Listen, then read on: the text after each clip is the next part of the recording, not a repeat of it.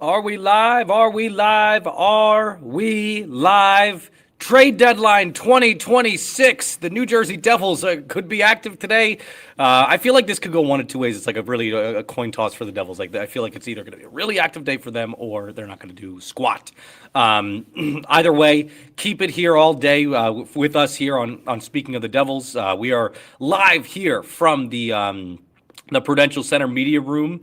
I'm joined here. We'll have fun guests coming in all day. We'll have our guy James Nichols is right here too. Oh look! Oh, if you smell that foul stench, that's James Nichols. Creeping. He's out and about right now, so be careful there. And we'll have Daniel Lamoya joining us later. We'll have the whole crew here. It'll be a good day for the Devils. I mean, actually, who knows if it'll be a good day for the Devils because Tom Fitzgerald is running the trade deadline, and I don't think a lot of his decisions have gone the way that he anticipated them to go lately. I think that he's done a pretty poor job of running the team. So. We'll see, but before we get into that, I can't talk about any of that till I know that we are live. So somebody needs to let me know in the comment section below if we are live, and then we can get underway here. Let's see. I need somebody to do it. Somebody needs to do it. Somebody needs to tell me if we're live, and then we'll go, and then I'll give you all the details about. I'll give you all the details about this jersey giveaway we're doing today, too, because we are giving away a jersey today. That's right, people. So get your submissions in now. Okay, Sean Harrington, the great Sean Harrington says that we are live. So I'm going to go ahead and believe him and say that we are live. All right, guys, thank you for tuning into the Trade Deadline Mega Show. I can't wait to get this underway here. We have a couple topics off the top that we're going to discuss here. But before we get to anything, I guess let's just discuss some ground rules here, right? Like this is we're all kind of figuring this out. This is the first multi-hour live show that I've had to do. So we're gonna have some fun together today. You guys are hanging out with me today, okay? So be sure to make that tell your friends, share the link with people, subscribe if you're new here. And we will be sure to have a good time today. Maybe during some low points, maybe we'll even go on addictinggames.com and play some Snake or whatever. But we'll be sure to keep you guys entertained all day. It'll be a good time. Hopefully it's a very active day for not just the New Jersey Devils but across the league. All right. So again, we'll be active all day. It'll be a good time. The other point, another housekeeping note that we have to get to, and I'm going to share my screen here before we do that. Hold, please, is we are giving away a jersey, okay? We're giving away a jersey, all right? So what that means, okay, we're not going to give away your, the Made in Canada $600 Stitch Devils jersey, but we're going to give away one of the Fanatics breakaway jerseys of your choosing, your size, your player, your choosing. It'll be all good time. And the way to win this, guys, is by submitting Super Chat. So it'll operate kind of like a 50-50, right? Every $1 you submit via Super Chats equals one ticket towards winning said jersey, okay? For example, if you submit a $20 Super Chat or 10 $2 Super Chats, you'll get 20 tickets, right? And we'll spin a wheel at the end, and you guys will see how that all works. If you submit $2, that's that's 2 tickets towards it. You guys get the idea. Once again, we'll submit I'll spin a wheel at the end, and the jersey will be a Devils Fanatics breakaway jersey of your choosing. Now, bonus points for you if you guys choose a really fun player, okay? Oh, we already have 2 Super Chats. This is amazing. Okay, I love this already. And of course, we'll get to along with your Super Chat, you can, of course, submit some questions, too. Please, pepper me with questions all day because Lord knows we'll need it. We're going to be live for a long time here. The Devils are practicing right now. But I just figured, it's better to be here with you guys than it is with a practice that quite frankly this team is out of it right now. So anyways, that's the jersey giveaway. You guys get it. We'll be reminding you guys throughout the day, and we'll do that. It'll be a good time. All right, we already have 3 Super Chats here. This is amazing. And we were going to start the show here with Mike Bond 33, who sends in a $10 Super Chat. 10 tickets, please. Mike Bond 33 says, any updates since the various reports of yesterday, basically saying most Devils are available. Yes, I mean, look, I would say that things from that point are still status quo. I think the guys that are available are still available. I'll go down the list here. The guys that I would say are available right now at the premier top of that list is Shimon Nemec, right? And maybe that's not, the Devils aren't clamoring to trade the guy, right? Like they're not looking to trade Shimon Nemec, but they are dangling him. And if for the right cost, I guess they would gladly part ways with him. And what that means is I feel like the right cost is a top six forward, right? A guy that you compare with Jack, a guy that, weirdly yesterday, Pierre LeBrun mentioned that they are looking for a center. I don't know if he misspoke or something, but he has since, he has not since submitted a correction on that. So it's very intriguing that he would say that the Devils want a center to change that augments the lineup in a way. I would say a scoring wing should be at the top priority because, like, again, as the disgusting Jimmy Nichols said here last night when we were talking at our group chat, like if you have a line of Robert Thomas and Jack Hughes and Jesper Bratt, who's scoring the puck there? I mean, it's going to be all passing, playmaking, all these guys just tossing the puck around to each other nonstop. So that's not the St. Louis Blue that they need. The St. Louis Blue that they need is Jordan Kyrou. If you do that, if you can make a Nemec trade work in that regard, great. That sets you up. He's a young player too.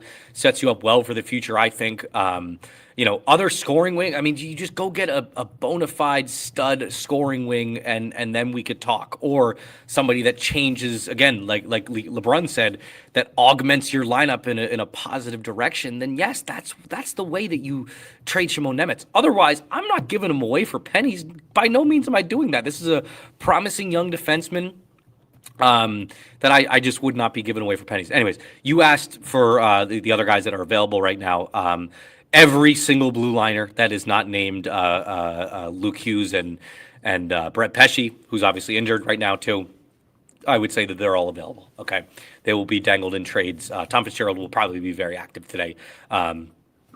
Even if you don't think that he's active, even if he makes zero moves, I guarantee you his phone is going to be blowing up today because the Devils have a lot that they could part ways with, and they probably should part ways with. But excuse me, I had a thing in my throat.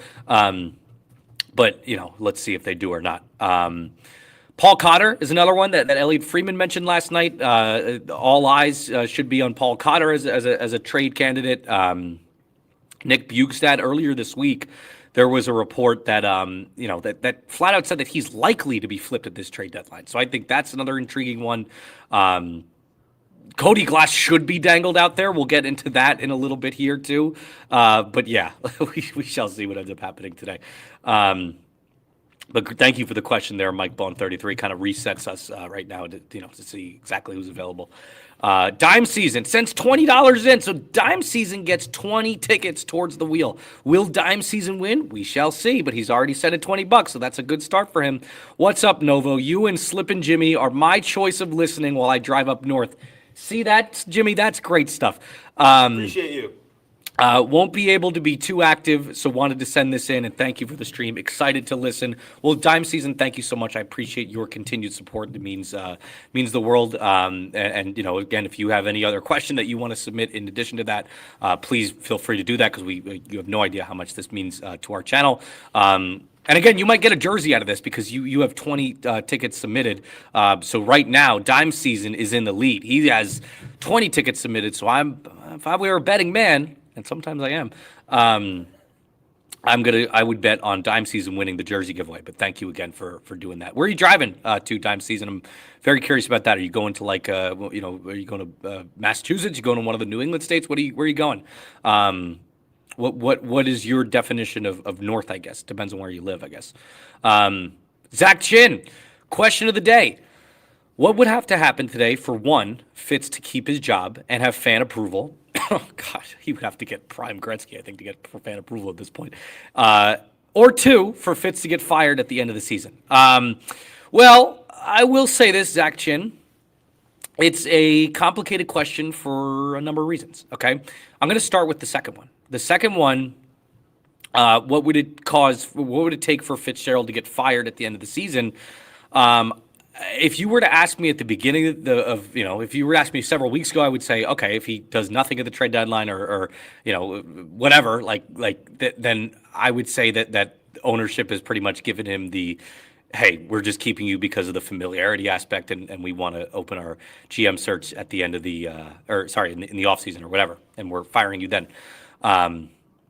But if he's active today, perhaps they gave him some sort of assurance that, hey, you get one more offseason, you get one more season to clean up this mess that you caused. So I would say that's very telling. If the Devils are active today, it might be that would be very telling towards Tom Fitzgerald's job security. So the two questions kind of go hand in hand. I don't know that there's much that he could do, again, outside of swindling some team, swindling like if he gets Brady Tkachuk today, he won't. But if he gets Brady Tkachuk or like a Jason Robertson or something like that, I think that fan approval wise and reporter approval wise, Fitzgerald's stock will go up for sure, and he probably would deserve another year. But beyond that, I don't think even if you get like a Jordan Kyrou, I think people will be like, oh, why are we trading Shimon Nemec for a Jordan Kyrou when Jordan Kyrou was getting healthy scratched earlier this year, and there's been questions about his leadership and everything like that. I think all of these are good questions. We'll see what ends up happening, but I think it would take a lot for Tom Fitzgerald to win back fan approval and to keep his job. I think it's another question though, because it's like at this point, did the ownership give him an assurance? Is that the reason that he's running the trade deadline in general? I don't know. But great question, and thank you, Zach Chin, and you get 10 tickets, Zach. So you are now closing in on that. Okay, Sean Harrington, my man, returning the favor for supporting Devil's Rink Report. Boo! Yeah. Boo! Devil's Rink Report. Okay, Jimmy, look at the jersey that Sean Harrington wants to get. Let me see. Sergey. Oh, look at that. Good luck with that. I don't even know if they'll let you will they even let you customize that anymore, or like it'll give you a bunch of warning messages saying like, are you sure you want to do this? Are you sure? Who's the guy that you liked, the defenseman that you liked, that you were obsessed with? Yeah, Santeri Hatakka. Yeah, of course. How could I forget? But thank you, Sean. I appreciate the support, my man. And yes, we'll round up. Okay, if you submit 99 cents, we'll round you up. You get 5 submissions. Okay, you don't get 0.99% of a ticket. Wow, Sonic 9123 sends a $40 super chat supporting local journalism. Well spent, $10 an hour for the great trade deadline live chat. Sonic, thank you so much for this, my friend. I appreciate that live chat. Thank you for doing this, Novo and Jimmy. Question of the day: when 3 p.m. comes and NJ is done, what do you think Tom Fitzgerald considers a successful day? Wonder what he would say. I've long said this. I've long said that I think the definition of what's good for the Devils and what's good for Tom Fitzgerald are two different things, honestly. And I think the same could be said, when I was covering the Giants last year with general manager Joe Shane, right? For all you Giants fans or all you football fans out there. Tom Fitzgerald's trying to save his job, okay? So he, let's face it, is a desperate GM that's going to make if he had all approvals, he would be making a desperate move to try to save his job, a Hail Mary, if you will. What that means for the team, I mean, look, the team still has this solid core together, so maybe that maybe that is a good thing for the team in that, reset kind of for next year, retool for next year. Maybe they can get a new guy coming in and things will be hunky-dory. But I don't know that it is. I think this team needs a lot more tinkering than, let's face it, a top 6 wing, as much as the Devils need that's not the only thing the Devils need. The Devils need to completely repolish their bottom 6, retool it completely, as well as the fourth line has played over the past several games. I just, all the fourth liners are in trade rumors, and one of them's on waivers right now, in Siplikov. So I don't know, what Tom Fitzgerald considers a successful day is probably, he'd probably say, oh, if I can get a top 6 wing for Nemec, who I'm not really keen on extending anyway, I think he would consider that a successful day. Would that be a successful day for the Devils, period? I don't really think so, because I think that this is a seller's market, right?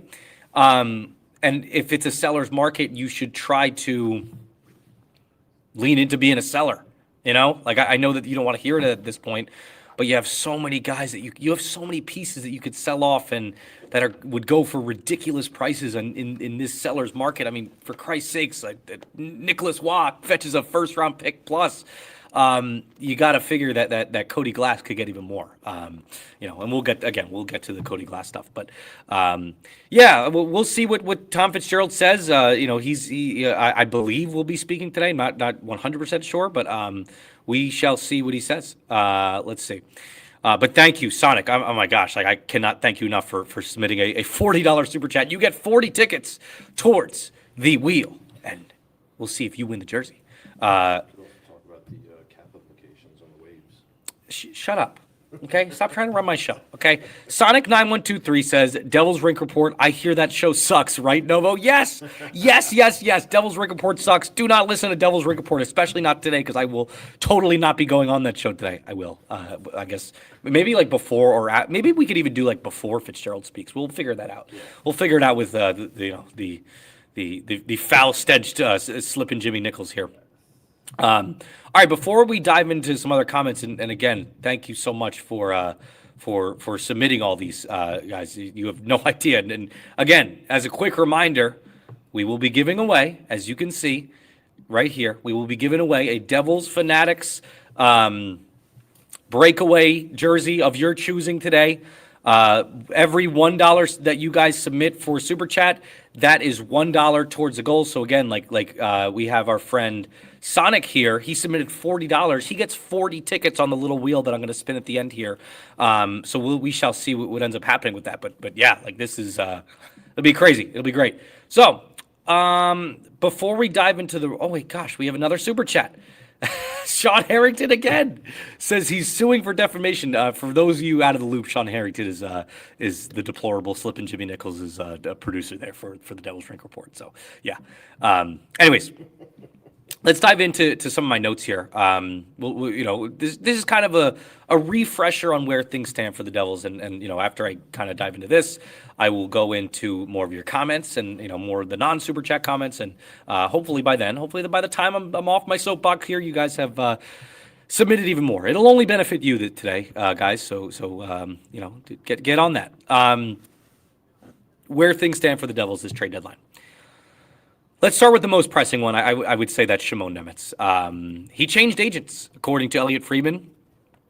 He was represented by J.P. Barry. He's now represented by Craig Oster, who, fun fact, is actually, I believe he's married into the Tkachuk family and the Fitzgerald family in a sense, too. Because the Tkachuks and the Fitzgeralds are cousins. Actually, yeah, like I think I forget what the relation is there, but I know that for a fact.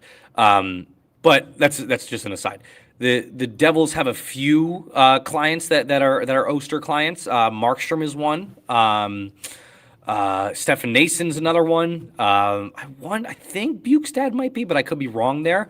Palat was, and yeah, Nason is too. So we'll see. It's usually when a player switches agents, especially from the trade deadline. It rarely ends well for the team that has him right now. Maybe this is just one of those things where he thinks that Oster could be better at negotiating. We'll see what ends up happening there. But this is what Noah Dobson did this time last year, and you guys saw how that ended up. He was traded from the Islanders to the Montreal Canadiens. So we'll see if a similar thing happens to Shimon Nemec today. Look, I guess my read on this is that Fitzgerald didn't exactly sound bullish on the idea of extending Nemec in the first place, right? When asked about it, he kind of was just like, what was his exact quote, Jimmy? He was just basically like, yep, that's a contract. Yeah, it's like that. So sorry, we asked about Gritsuk, and he sounded like, yeah, that's definitely one. It sounded like, eager to get it done. That's something we, piece of business that we're working on. And when he was asked about Nemec, he basically was just like, yeah, that's another thing. He's going to need a contract. And he said he basically just pushing that down the line. But he sounded more eager about the Gritsuk extension than he did the Nemec deal. So we'll see, exactly what he means by that. in dealing Nemec, because Nemec has been floating around in rumors seemingly all week. Pierre LeBrun of The Athletic and TSN has been really pumping that one.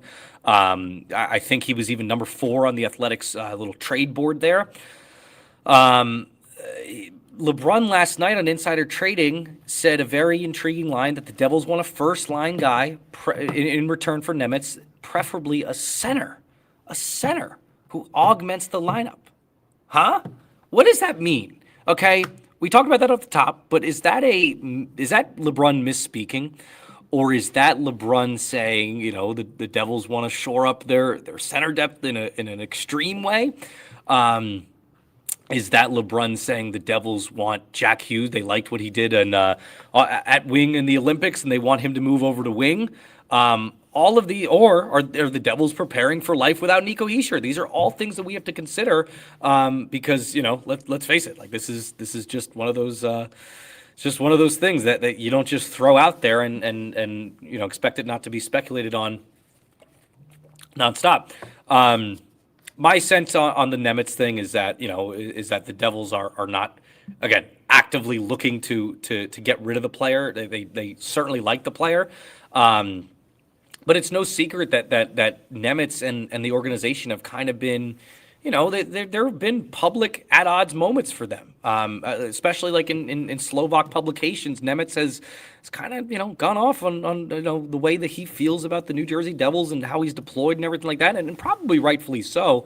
Every time that Shimon Nemec has had a big opportunity, he's thrived, right? He's done incredibly well, and you saw that even more so in the Olympics this year. And then he gets back from the Olympics and he's immediately in a third pair role again. So I look, and he's been nothing but clutch this year too. This is kind of a breakout year for Nemec, and it feels like, I know the analytics aren't great with him, but it feels like he's a guy that's just going to break out even more. And look, maybe Fitzgerald sees it kind of as fluky success for Nemec. I don't know what he might see there, but again, he didn't sound overly bullish about extending him. So that's kind of where things stand there.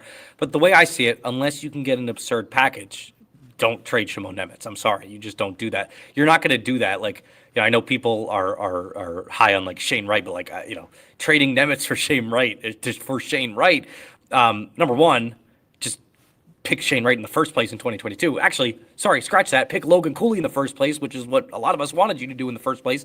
I see that as just kind of swapping lottery tickets there. Maybe it's better because you want you want a guy that's more of a top 6 forward build or whatever, and that's fine.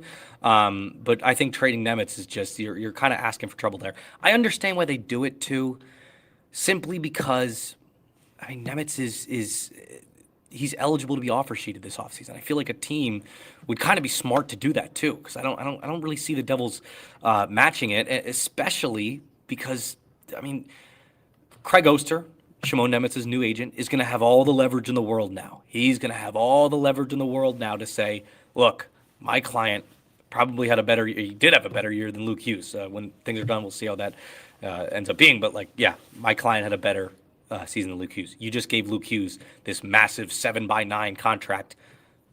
That's the starting point for us. So I could see why Fitzgerald might not want to deal with that this offseason. If he is the one dealing with that this offseason, he should not be the one dealing with that this offseason because the resume has just not been great for him. But we shall see what ends up happening there. I tweeted the other day too. Anytime and I was very sarcastic, of course. I guess anytime you have the opportunity to take calls on a young, homegrown, puck-moving defenseman who has done nothing but thrive when given big minutes, you just have to do it. I kid, obviously. You should not be doing that. Anyways, let's move on. Oh, we have another super chat. Zach Chin. Zach Chin sends in $10. He gets 10 more tickets for the wheel to win the free jersey.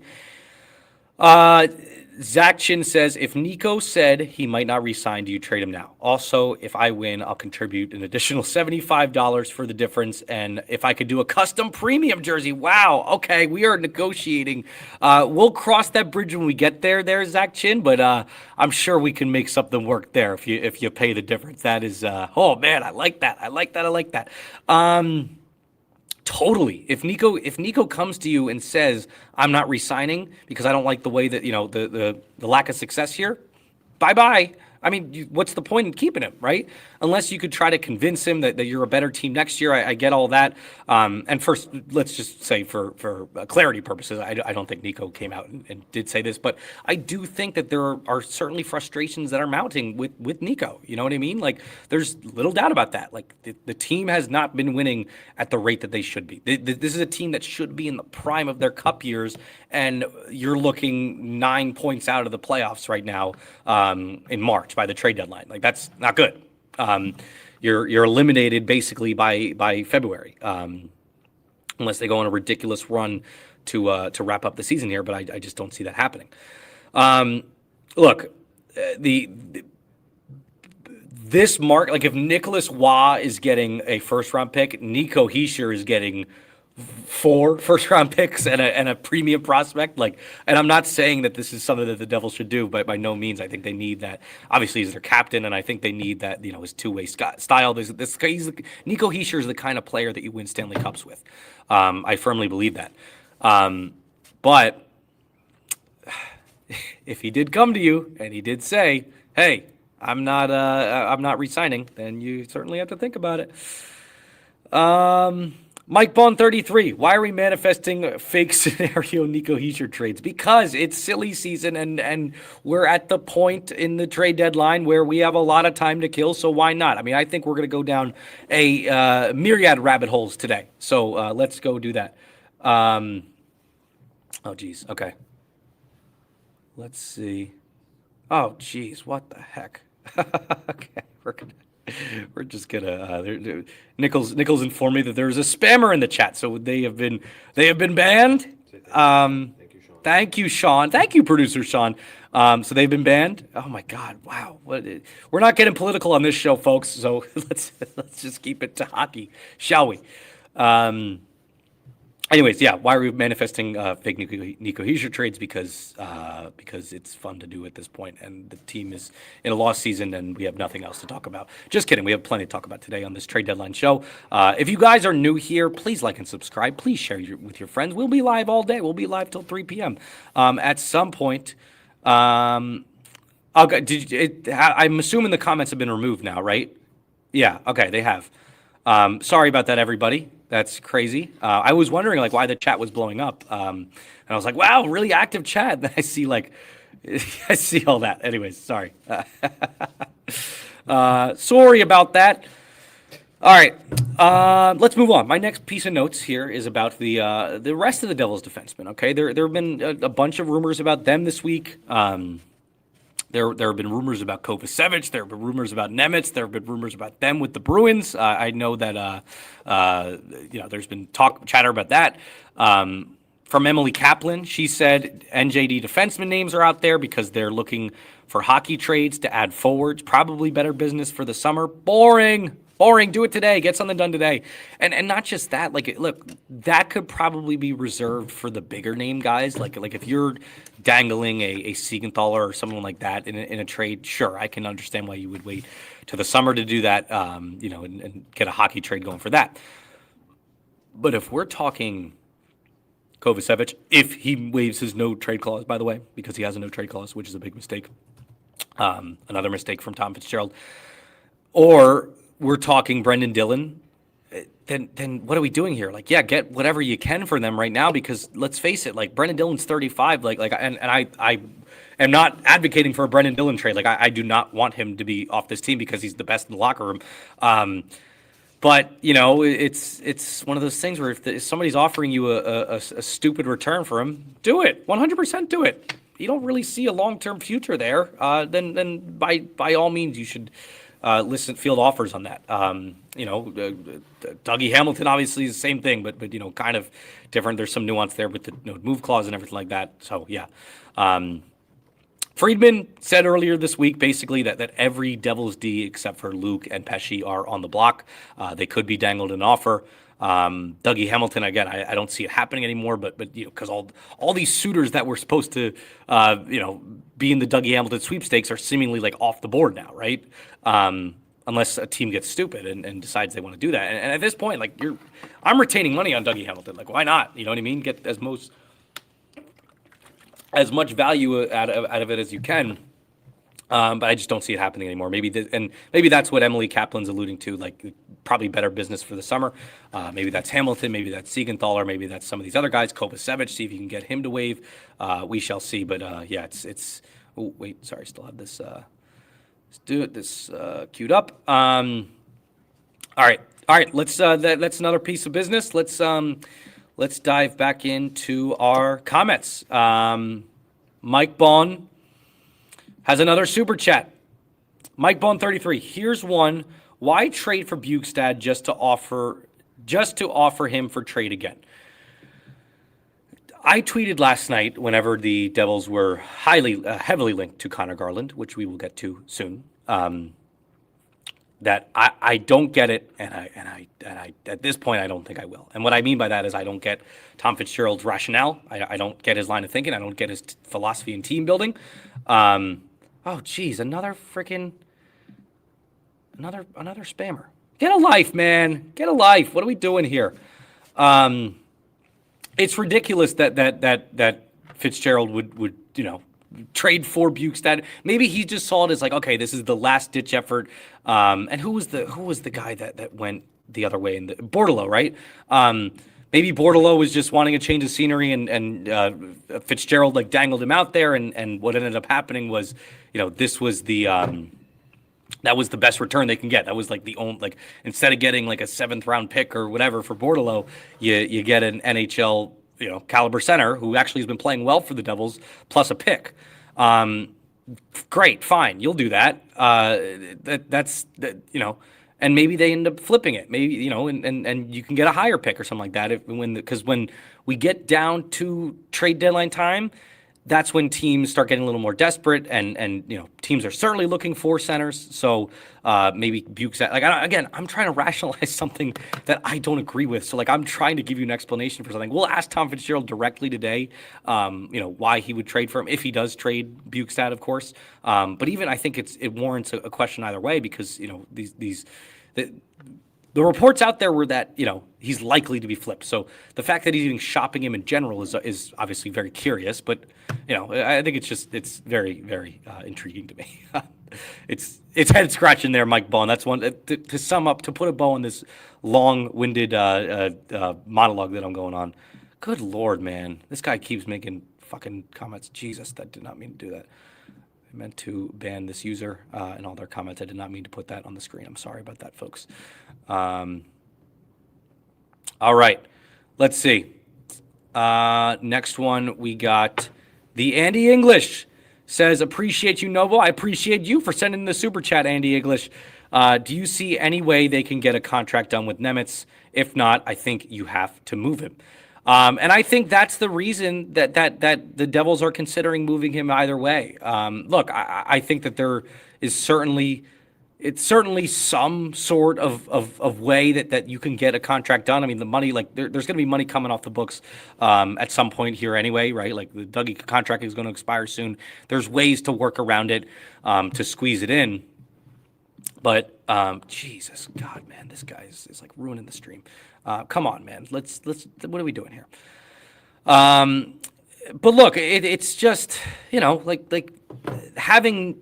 You can make it work money-wise, and I think the Devils should try to make it work if they can, because he could be such an important, crucial part to your future here. But it's if they can't get it done, I'm sure that they're going to want to trade him. So, anyways, Teeter Modi says spammers ruining this. I get that, and I'm sorry about that. I will be blocking him as soon as they come on in. But anyways, we will not be addressing it anymore. We'll just spam it, we'll just block it and move on as we do. Anyways, let's get back to some of the notes here. Let's get back, and sorry, I'm just my feed. I'm looking at some of the notifications here, seeing what we missed out on, if anything. All right, so the next piece of business that we have here is The Devils being linked to Connor Garland. Okay, I have a lot to say about this. But I'm not going to kill them because they didn't do it. So why give oxygen to something, and why crucify them for something that they didn't do? So it's fine. The Columbus Blue Jackets saved the New Jersey Devils from making a terrible mistake last night. Okay, I don't remember what the exact return was there. Could have been. Let's see what the return is on this Connor. Okay, it was 2 draft picks. It was a 2nd round pick and a 3rd round pick. Look, we're at a stage right now in the Devils, build that they don't need to overly worry about draft picks, I suppose, unless you're worried about flipping them for a better player or something like that, or a top 6 wing or whatever. But I certainly would not have given up. Draft picks aside, whatever the return may be, Connor Garland has a almost $5 million cap hit per year, okay? He's almost 30. He's undersized. He has 26 points, 7 goals in 50 games on a crap Canucks team this season. He makes almost $5 million. Jesus, sorry, everybody. I tried to ban this guy and yeah, okay. There we go. Anyway, sorry. If it comes up on screen, it was not meant to be. It was just purely because I clicked the wrong button. Sorry about that, folks. Anyways, this is not a guy that you go trade for, especially after you just got rid of the Palat contract. You just got rid of the Palat contract, and you're going to replace him with another bottom 6 guy who makes almost $5 million a year, who can't score, was undersized. What are we doing here? You need to completely retool this bottom 6, and you're not going to be doing it if Connor Garland is a guy that's in there. I think that's it was almost a ridiculous piece of business that they tried to do there, and I'm glad that again Columbus saved the Devils from doing that. All right, let's dive into some of your guys' regular comments here. Not from this idiot. Boom. Okay. I mean, what the frick is he doing? Anyways, yeah, let's dive into some of the regular comments here. All right. Sorry, guys. Mike Bond. Unless we get a pure bona fide goal scorer, there's just nothing that could convince me we should be buying. That's exactly what that's put simply, that's what I've been trying to say all day too. It's one of those things that's the only pure need that you have right now, big need that needs to be addressed. There's a bunch of little needs that you need to fix and you need to fine tune, and it's not going to take a deadline for you to do it. You're not going to be able to do it at a deadline. If you look, if we're sorry, this guy is just throwing off my train of thought. It's really annoying. You need to get that top 6 wing. You need to get that scoring wing for Jack. Jack needs somebody that can finally score with him. It can't just be passing the puck around and dishing it around, and that's why it's curious to me. That's why it's very curious to me to see what's going on with the fact that LeBron said that they're looking for a center. To me, if you're that implies that you're looking for a Robert Thomas type, and I just don't see that as being the guy that you need. All right, let's see. Let's move on. Tyler Sieba throws out an interesting Brock Besser. Brock Besser, obviously involved in trade rumors every single year. It feels like. That's someone. I mean, there's your scoring wing. That would be something to do. And it feels like that's another person that you can get and would probably be a reasonable price at this point. I just don't know. At the cap hit, what does Brock Besser make per year? I know that he just signed that extension kind of recently, right? Brock Besser cap hit. I mean, it's $7.2 million a year. What is he? How is he playing this year? I haven't even looked at any of the Canucks stats. Just because I mean, he's having a pretty bad year. 27 points, 54 games. Yeah, maybe Brock Besser isn't the guy. I mean, if they retain some, then that would be the move. But it's just I don't know. All right. I'm going to take a quick break here, guys. I'm going to just to see if I can get this guy IP address banned or something like that, just so we can do that. So I'm going to put up this little bumper. Okay. You guys see it right here. And we will be right back. Oh, let me X out this comment. But we will be right back. Don't you worry, folks. We'll be right back here on Speaking of the Devils.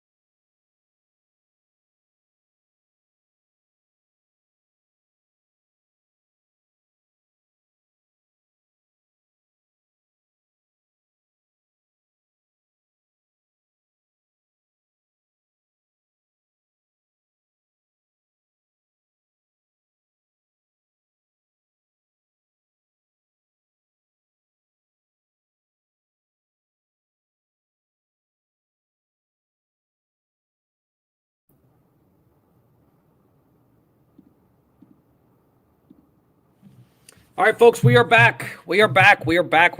And there was another trade in the NHL as we left. Nick Foligno is going to the Minnesota Wild from the Chicago Blackhawks. We don't have many thoughts other than the Foligno brothers are back together. They unite in Minnesota. Maybe. Oh God, I almost just made a terrible joke that you guys would have hated because you're Devils fans.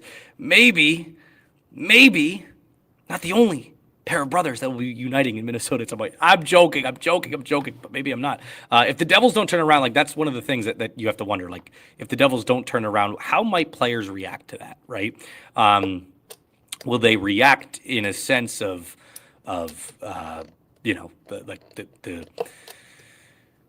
we just wondered about Nico Hischier and him potentially wanting to leave the Devils.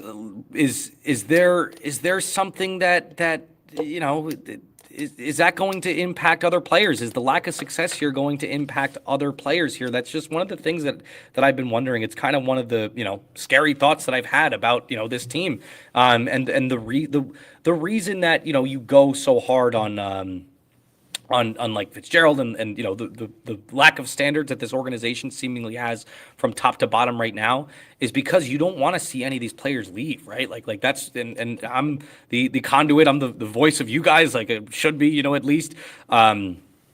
I sense your frustration, and that's why I understand, why exactly, you guys have been so frustrated with the way things have been running here. I, quite frankly, at times have been, perplexed at the way things have been run here. But yeah, you don't want to see a situation where there's another brother reunion where with Jack Hughes going to Minnesota at some point, or Nico Hischier wanting out of the Devils. So you want the team to be run better, and this team being out of it by March it's just not going to cut it every year. I mean, Quinn Hughes, there's a reason that Quinn Hughes left for, wanted out of Vancouver, and it was because of lack of success. And right now, the Devils are having lack of success. Bruins made a trade. Bruins acquired Alexei Gendron, and Massimo Rizzo Flyers exchange for Jackson Edward and Brett Harrison. Okay, that's just kind of whatever. Anyways, by the way, I think I got our thing squared away. So it's just a little auto moderation. So thank you to YouTube for doing that. All right, let's go back into some of your comments, and I'll go up a little bit earlier. Just in case we missed anything from earlier when we were dealing with that idiot. Okay, and again, I just want to say for the record, again, very apologetic for popping some of those comments on the screen. I was trying to press the ban button, and they came up on the screen, but it shouldn't be a problem anymore. All right, I'll just pick a random spot. Westbound on Olympic. By the way, how are Blackwood and Wedgwood doing this year? LMAO. I know at the beginning of the year they were great. I honestly haven't checked to see how well they're doing right now. Blackwood has a 916 in 26 games.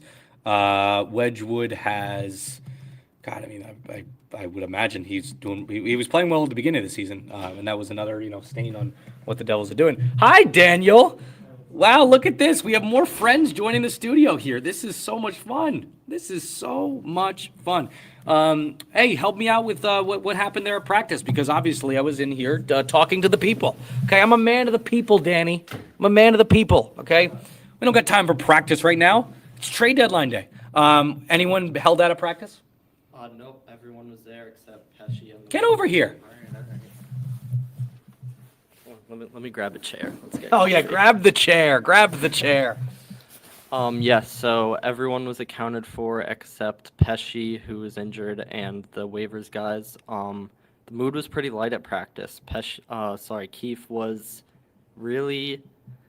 He seemed very upbeat. There were a lot of celebrations and stuff, and that's what you want, right, on deadline day. Like, you don't want guys, like, all in their feelings and stuff like that. It's a tough day. They know there could be a lot of movement, but that they were very upbeat in there, seemed pretty happy. So it's going to be interesting to see how the next few hours shape out, because that they have their work cut out for them for sure. They sure do. And by the way, speak for yourself when you say that you want the mood to be upbeat, you want the mood to be light in air. No, we want it to be tense. This is why we tell these stories, because I'm joking. Totally joking, everybody. Listen, Daniel's right. Daniel, hits the nail on the head there. Look, I feel like there's been the contrast in general this year between what the team has looked like on the practice ice versus what they look like on the game ice is it's a strange dichotomy, because it's very much, the team looks like at practice, like you would think that this is a playoff team based on, how they look in practice and how loose they are in practice, everything like that. And maybe that is a bad thing, I guess, for a team that's unsuccessful, as unsuccessful as the Devils are. But they've definitely been loose. It's certainly a tight-knit group. And by the way, just so I know, just so we're clear, whenever there's whenever we have one of these guys on later on, we'll get a better setup for guest spots today. Don't you worry. It won't just be me right here and me shoving the mic in Danny's face there. Don't you worry there, folks. All right, we have some updates, more updates from practice. Excuse me, just coughed right into the mic. All right, this is an interesting one from the horrible Jimmy Nichols. But we're going to steal his work right here. Exit out of the comment that says the dreadful Daniel. Just spoke with Johnathan Kovacevic. Said he wants to be with the NJ Devils and has no intention of waiving. Can scratch his name off your lists. Okay, so I guess we'll go in and scratch Kovacevic's name off the list. That's an interesting one. That was one that he was rumored. There was a couple reports out there that kind of connected him. I mean, for starters, you had the Friedman report that said basically every Devils defenseman is on the block except for that's not named Luke Hughes or Brett Pesci. There were direct rumors tying him to the Boston Bruins from, I believe, Jimmy Murphy of RG Media. And, that got picked up by a bunch of different places, too. That got picked up by Nesson. That got picked up by a bunch of different spots. It's I think, look, Kovacevic has not had a good year. I have yet to see the good Kovacevic that you guys have been telling me about so often. But I acknowledge, and you just looking at the numbers from last year, that he is a good defenseman. He can be a good defenseman, especially when paired with Siegenthaler. It's just, look, it was just a mistake to extend him to that degree, and the fact that he's not. The fact that he's not waiving, the fact that he has to waive in general is a clear indictment on Tom Fitzgerald. Like, why did Kovacevic need such a restrictive no move clause when at the beginning of the season last year he was pretty much a seventh defenseman that you acquired via like a lottery ticket? You took a chance on him, but now it's you're looking at a situation where you're having to rely on him waiving his no move clause, which he he very fairly negotiated and got into his contract and everything like that, and we salute him for that, and we salute him for using his right to do that, to waive that or not waive it. But the contract right now seems like a mistake, and at the time did not seem great. But we'll see if Kovacevic can get better. Because you can always use a player like him. Like, he's a good stay-at-home defenseman. He's got some grit to his game, got some sandpaper to his game. So at some point maybe Kovacevic can be useful and reliable again. Oh yeah, baby! 8-Bite Night has arrived in the chat. All right, everybody, pack it up. The party don't pack it up. Do the opposite of pack it up. Everybody unpack your bags. The party has arrived. 8-Bite Night is in the chat. We love it. Love to see it. I promise you I won't do any more music selections unless you guys give me super chat and ask. Speaking of super chats, this is a good time to remind you that we are giving away a jersey today. Okay, everybody, we are giving away a jersey today. I mentioned this before. I will do it again. All right, we are giving away a Devils jersey, a Fanatics breakaway player jersey. Again, look at this value right here. All right.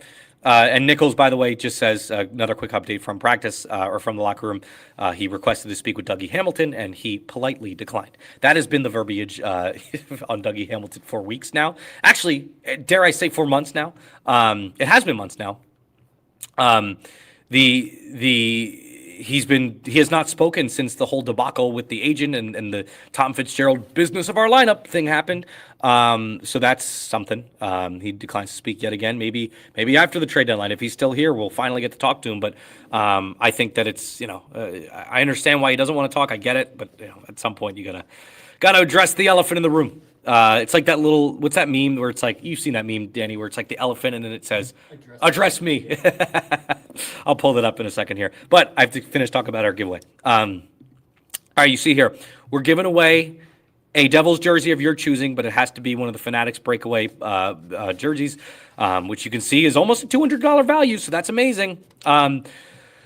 The way that you get one of these is that you have to submit super chat. So for every $1 that you submit in a super chat, that's one ticket towards, it's like a 50-50. Like, that's one ticket towards you getting a spin at the wheel, right? Like, so for instance, Zach Chin right here just said, he just sent in $2. So he will get 2 additional tickets. In addition, like, Zach Chin has sent like 5 super chats already, so he's getting. So Zach Chin has sent $2 before, sent $10 here, so that's 12 right now. Another 10 right here, 22. So Zach Chin has 22 tickets. Okay, Dime Season has 20 tickets. Sonic has 40 tickets. All right, so that's incredible. So for every $1 you submit, that's one ticket to you guys getting this free jersey giveaway. And I would be honored to give it away to one of our users here. So please definitely submit it. Some super chats and ask questions in the super chats too. I'm happy to answer whatever questions that you guys have today. Believe me, we've gone through all the we've gone through hypothetical Nico Hischier trades today. We've gone through the whole 9 yards today. So get those questions in, get those super chats in, and try to win a jersey. Anyways, let's see. Zach Chin says, getting a Jack Hughes golden goal tattoo on Monday. Wow. Are you getting, I'm guessing you're getting the picture with him and the fist and everything like that. That is badass, man.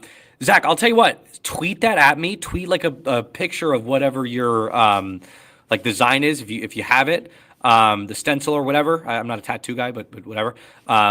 And get me that, and I will retweet it, and I'll show it on the stream here. That's very cool. That's a very cool ticket to do. D. Hurwitz Esquire, no question, just stealing that jersey. How great would it be?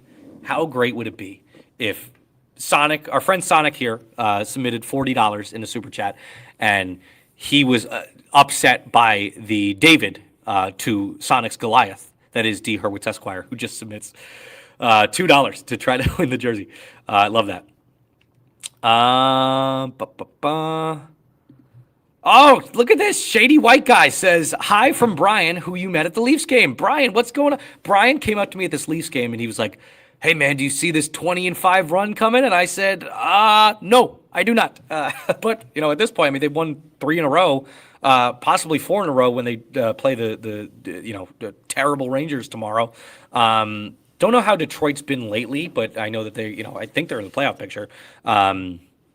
Detroit should have an advantage over the Devils, who have sucked this year. But right now, against terrible competition, they're playing up to it, which is more than I thought that they would do.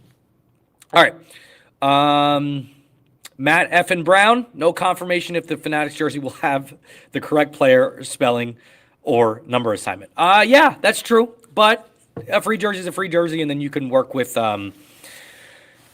Fanatics however you see fit after that. So whatever, we'll figure it out. Again, a free jersey is a free jersey. What's the most obscure jersey that, like, I want somebody to get like an obscure jersey here, okay? I'm talking somebody needs to get a Juho Lemiko. Somebody needs to get a Nick DeSimone. Give me another player. God, where's Duck Gusev when you need him? What'd you say? Mike Hardman. There you go. Perfect. So, yeah, somebody needs to get an obscure player with this. All right, let's see. Zach Chin, another super chat, says it's going to be him taking the shot. Oh, cool. Okay, that's great. So Zach Chin is talking about the in the super chat. He's saying that or he said before that he's getting a Jack Hughes golden goal tattoo, which is freaking badass. Don't have the stencil yet, but we'll tweet at you when I get it done.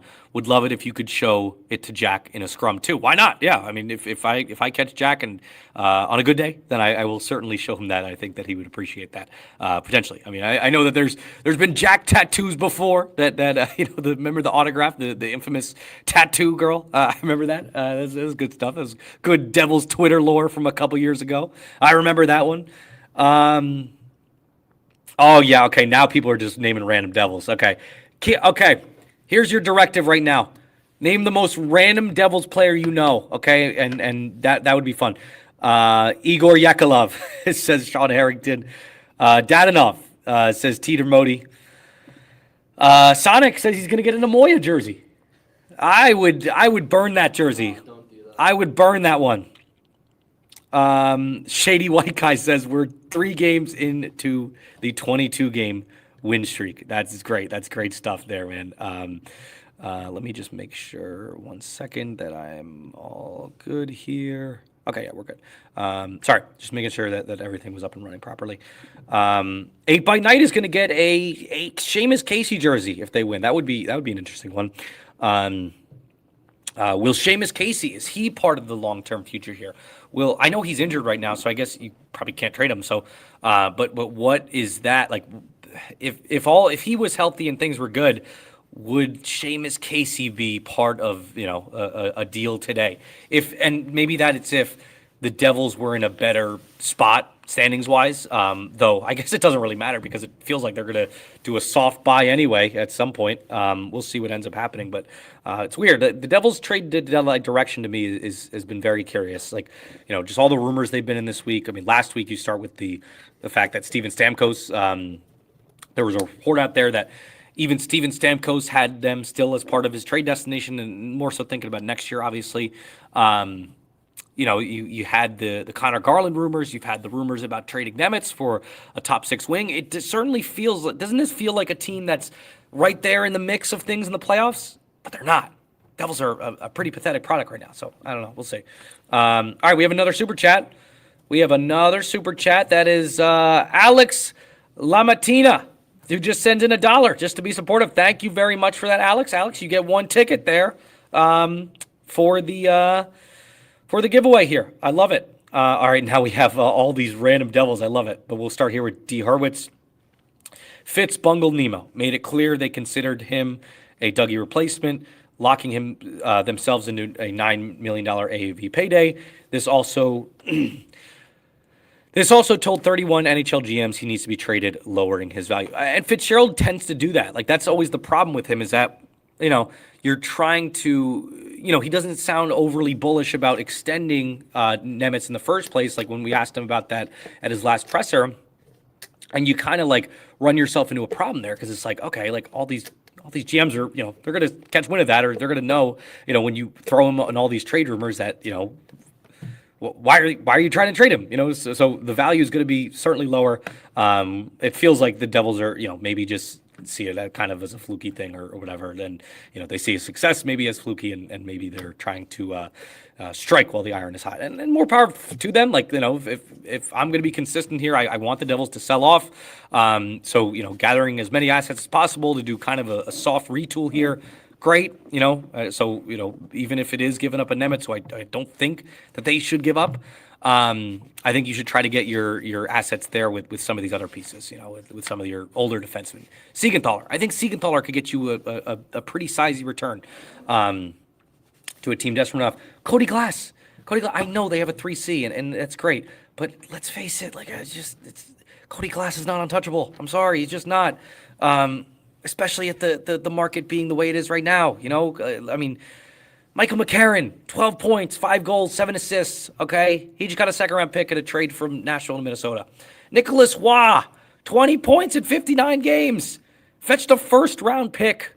Glass has 20 points, and he has 14 freaking goals in 50 games, okay? 9 less games than Nicolas Waugh. And he's an excellent defensive player at a position, a premium position that everybody wants, that people are paying a premium price for. You got to consider trading him if somebody's going to offer you a stupid haul. Get those chips for that top 6 swing that you so desperately need. And I didn't even see this, guys. We are at the top. We are at the end of hour number 1. We are going strong here. Quick reminder at the top of the hour here to like and subscribe if you don't. If you're new here, please like and subscribe. We do this after every game, so it's a good time. All right, we have another super chat. Cole Zaromsky.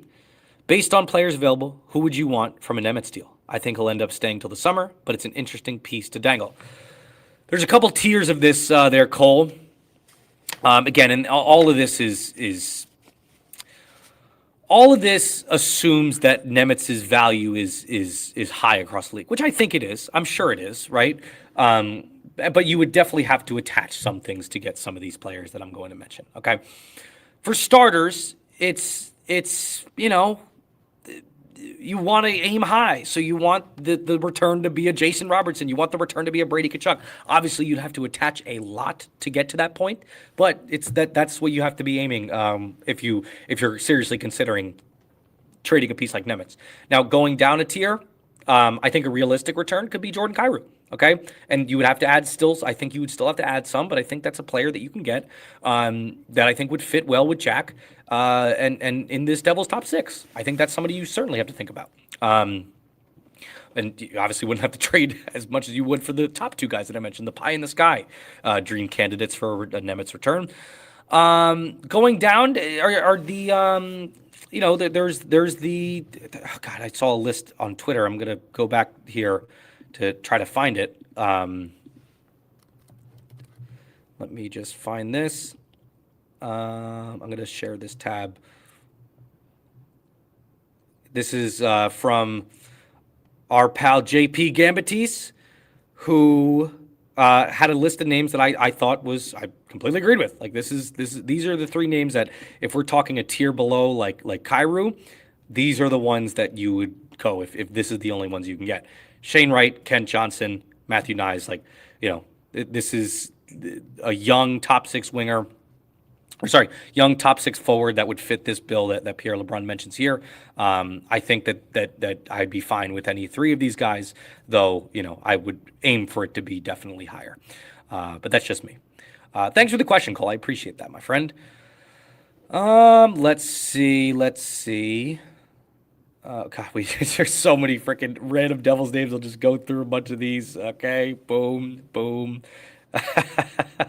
Oh, there was a Tom Galitti, legendary Devils writer, just had a quote from Alex Ovechkin that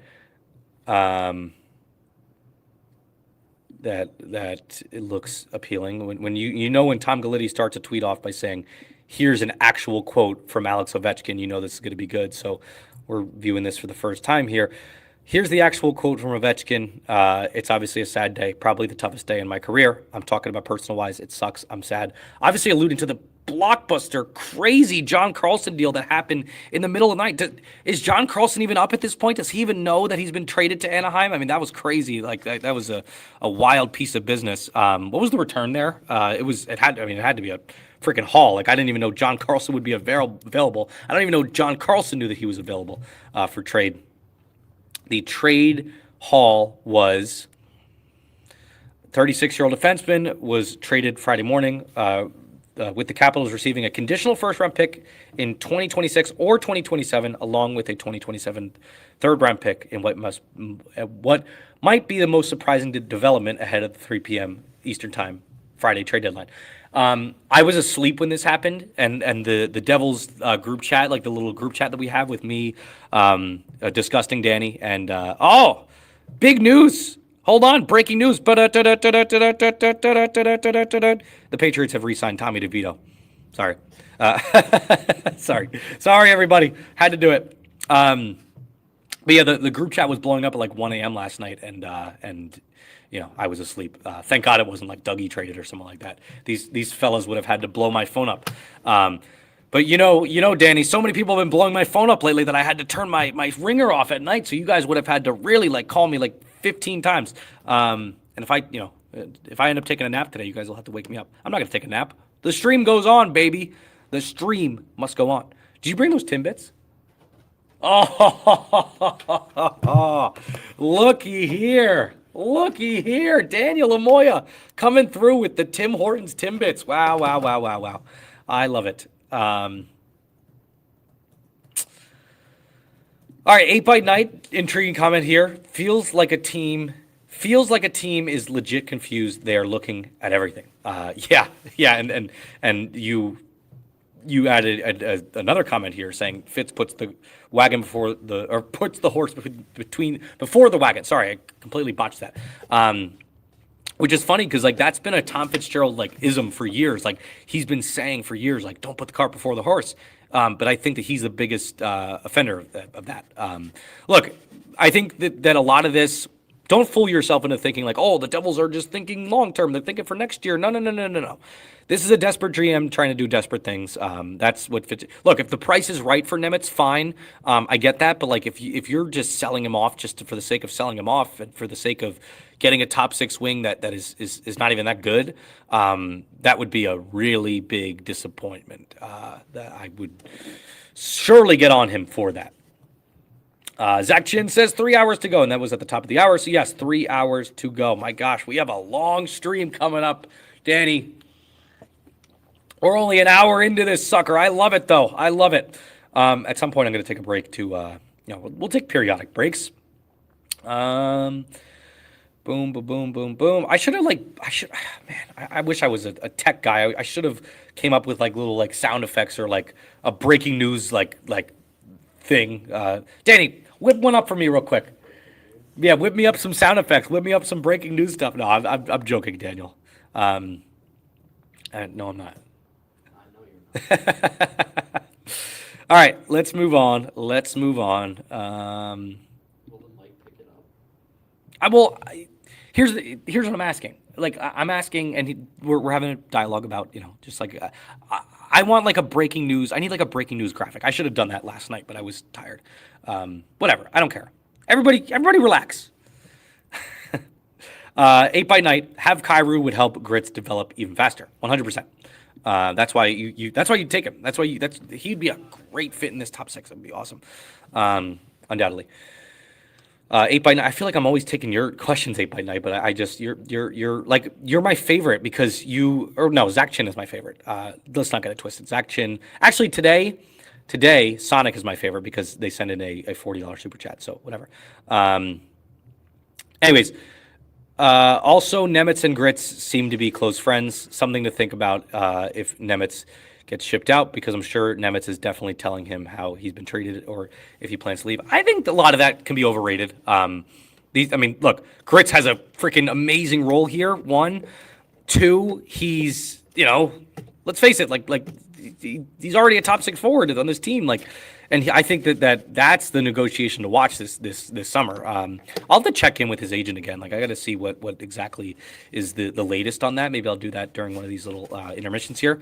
But yeah, I think that would be an overrated thing. I don't think that, the organization. Let's put it like this: the organization is not jerking Gritsuk around the same way they are, with Nemec and his development and stuff like that. So that's kind of the way I would put it. Sonic 9123, why okay with Shane or Kent? They won't score like we need them to. That's again, I'm just okay with it. If you're gonna sell Nemec off because you don't think that you can re-sign him, you might as well get one of these guys out of him. And I know that both of them have not exactly lived up to the pre-draft billing that they had.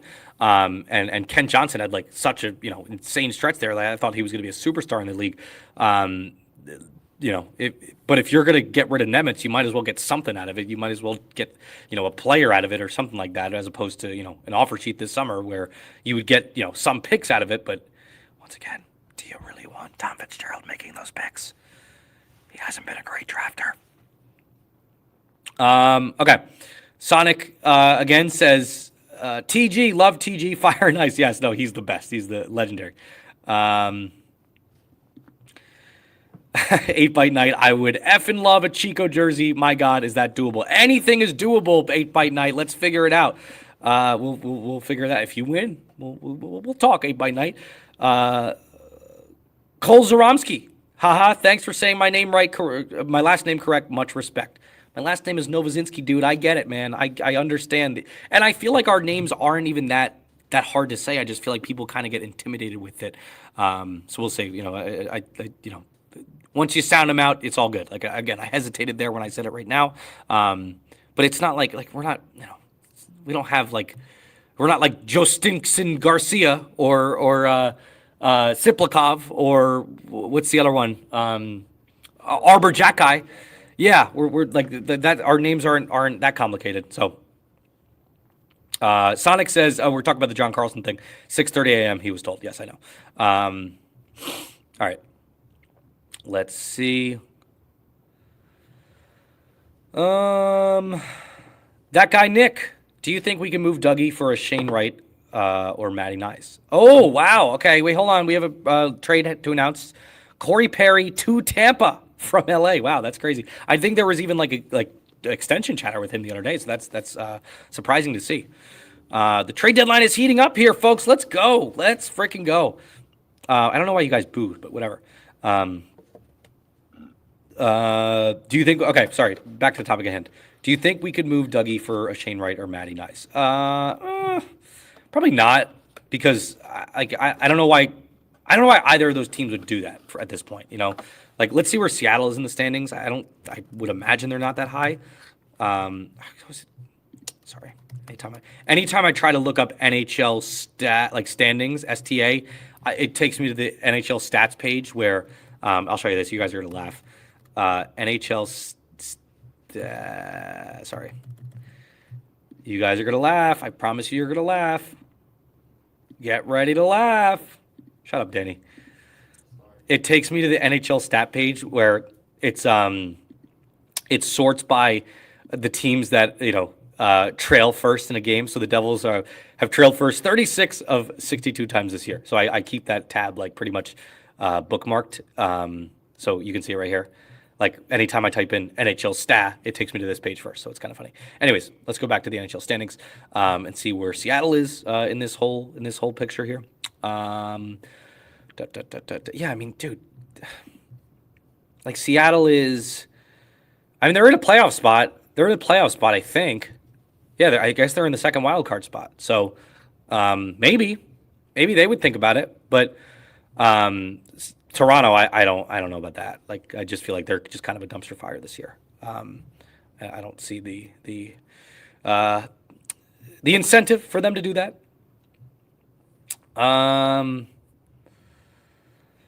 Let's see. Hold on. Oh, good question. Mike Bond, Novo. Tim Hortons, Starbucks, Dunkin', or other. I'm going other. I'm going Krispy Kreme, baby. But I love me some Tim Hortons. I like Tim Hortons because like I feel like it's. Oh, Danny, you blessed me, man. You got me the birthday cake ones. I love those. I freaking love those, man. Because I feel like Dunkin' and Starbucks you can get anywhere. And don't get me wrong, like I love. I'll rank these in order. Krispy Kreme S tier. Dunkin' and Tim Hortons A tier. Starbucks, C tier or something like that. I'm just not a big Starbucks guy. Although I will say I've been to like, if you guys have ever been to, I don't know what they call it. Part of me wants to call it the Starbucks distillery, but it's not because I think there's like it's like a Starbucks like premium house. There's one in New York City, but there's one in Seattle too where Starbucks was founded. Delicious. Like there's like this coffee that they brew. It's like a cold brew coffee that they put over like a whiskey glass. It's like brewed in like a whiskey barrel too, so it's amazing. The best coffee I've ever had, and they have really good pastries there too. Look at this pastry talk on trade deadline day. I love it. Irish's Gluek says Nemec shouldn't be traded by Fitz. He could be a piece the next GM wants to build around. Hamilton, though, while currently better, would give pieces for the next GM to work with. Yes, that's true. And this is the major problem with Tom Fitzgerald running this trade deadline, right? It's like all of this we should be talking about what the future GM will be doing. But we can't talk about that because Tom Fitzgerald's the one running this deadline. So it's like, you can't even like speculate like, oh, what if he's gone? It just, honestly, at this point, it doesn't feel like he will be. At this point, it feels like he's going to get another year because he's running this trade deadline. And I'm going to say this too, like, I guess all of that is dependent on what Fitzgerald does, right? Like if he's, I say that, but behind the scenes, he's trying to make one of these big splashy deals. Like, even if he doesn't pull it off, at least he tried to do that. And ownership is seemingly allowing him to try to do that. So that should give you a sign that Tom Fitzgerald will probably be back next season, right? Like that he'll get another shot. I think that's wrong. I don't think he should be the one coming back. I don't think the organization really has a decision or made on that by right now. But it would be a major mistake. All right, let's move on. Sonic says, are you going to raffle off those Timbits after the jersey? Well, no, I will be eating these, but if we want to do another giveaway, if we want to do a baby giveaway where it's like I bring you Timbits at a game or something like that, I'm sure as heck down to do that. Let me real quick. I'm just going to check my phone battery, see if how we're doing there. Okay, we're good. We're still cooking with gas. We got 65%.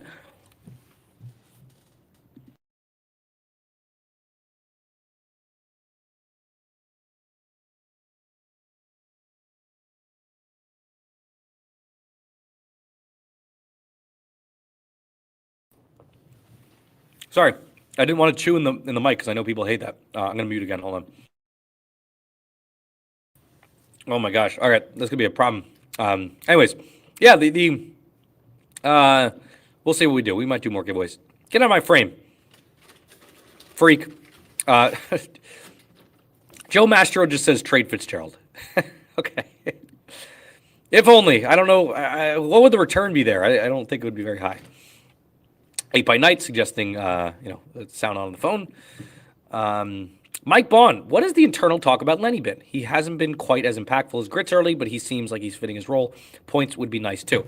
I think the internal talk on Lenny has been positive, very positive. Like, this is a guy who kind of came in, was injured at terrible timing this offseason, stuff like that, so he didn't really get the fair shot that he could have had in training camp and stuff like that to make the team. This is a guy that while the points might not be there, he's filling in the he's showing off his IQ, right? Like, he's filling in spots where he should be filling. He's got smart vision. He's got really good, really strong hockey IQ. Like, those are the words that you hear thrown around about Lenny Aminaho. So I think the organization's very very high on him. Sure, he's not getting the points that Grits has, but I think at times he's had a lesser role too than Grits. And let's face it, like, Grits has had more of a season to really get that. Like, Grits was here for the 9-game winning streak. Like, Lenny's coming in at a time where he's had, he's coming here when the team was essentially already out of it. So can't fault him too much there for not getting the points. But I think, the internal talk has been very high on him. Anyone I talked to about him has really liked him. Don't know what that means. Devils join X. Nemo, Luke by 1 million. Better not trade Nemo. Right now, yeah, 100%. And I think as a whole right now, that's why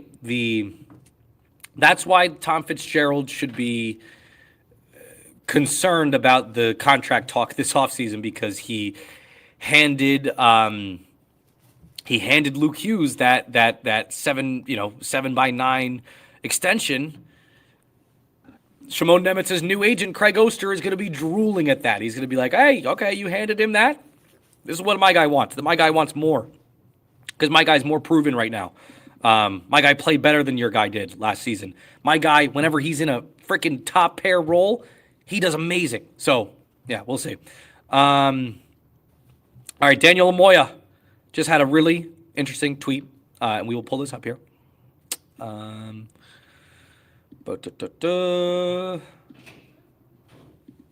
You guys smell that foul stench? That's slipping Jimmy Nichols walking into the room.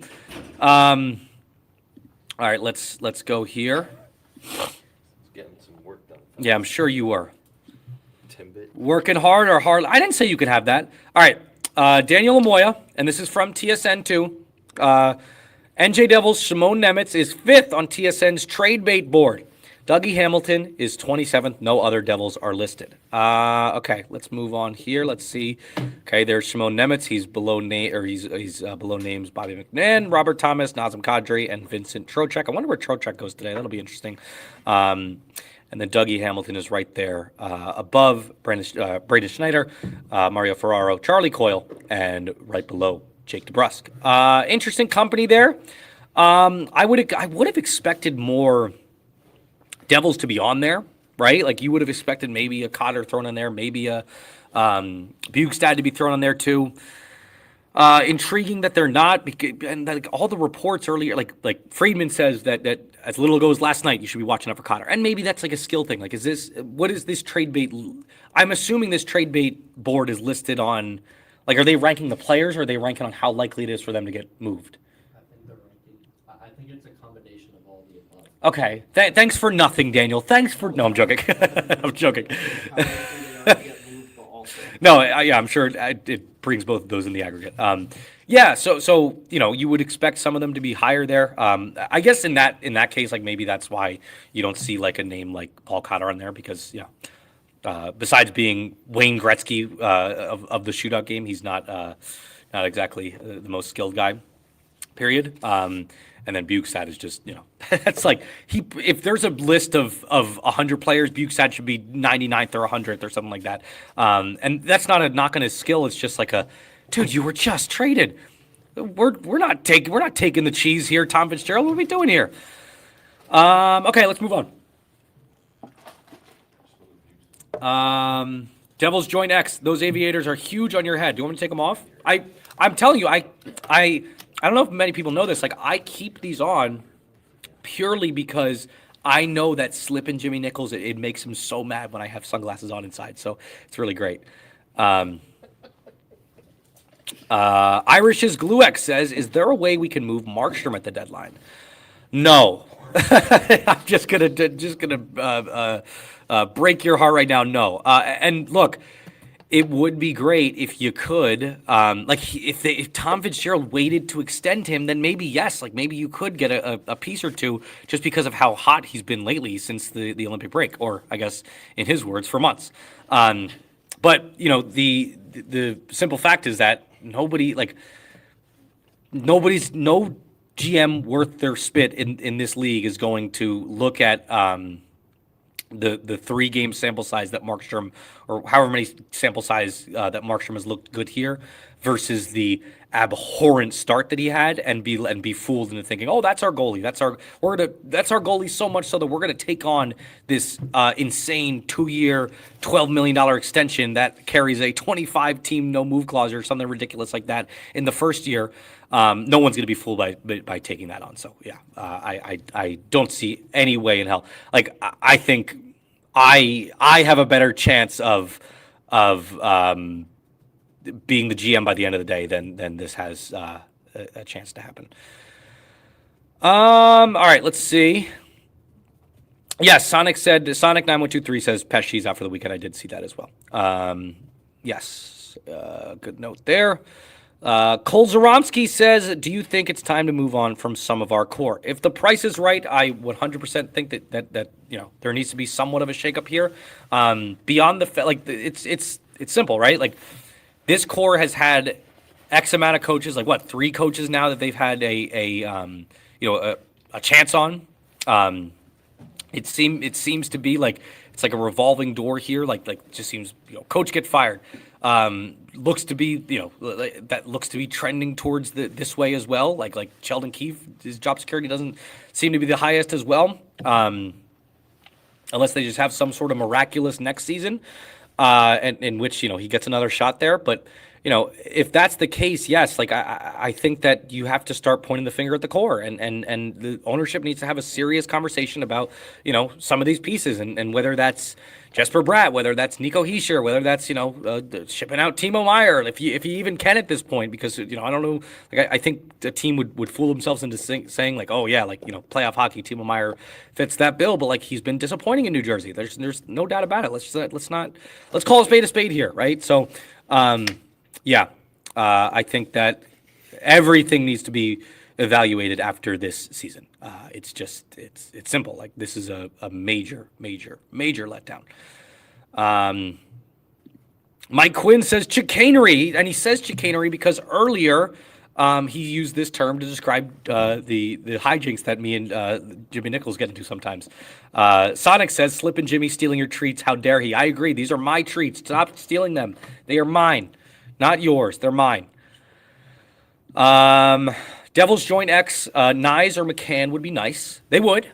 McCann has been my dream candidate for a while. I know that last time I checked, he's not been having the best year. Let me double check that right now. I guess he turned it on a little bit. Okay, he's got 33 points, 37 games, 16 goals.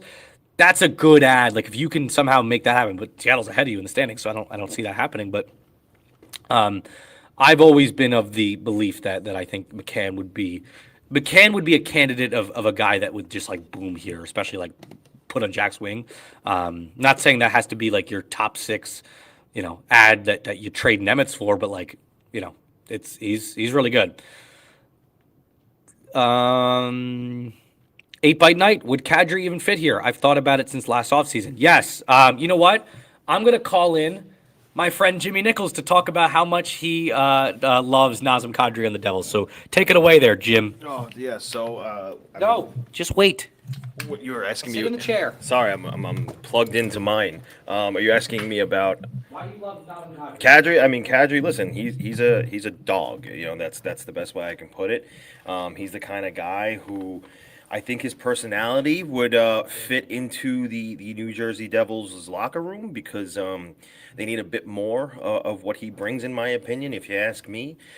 He's the kind of guy who will hold the locker room accountable. He's the kind of guy who will, also drag his team into the fight on the ice. You see what he's doing with the Flames.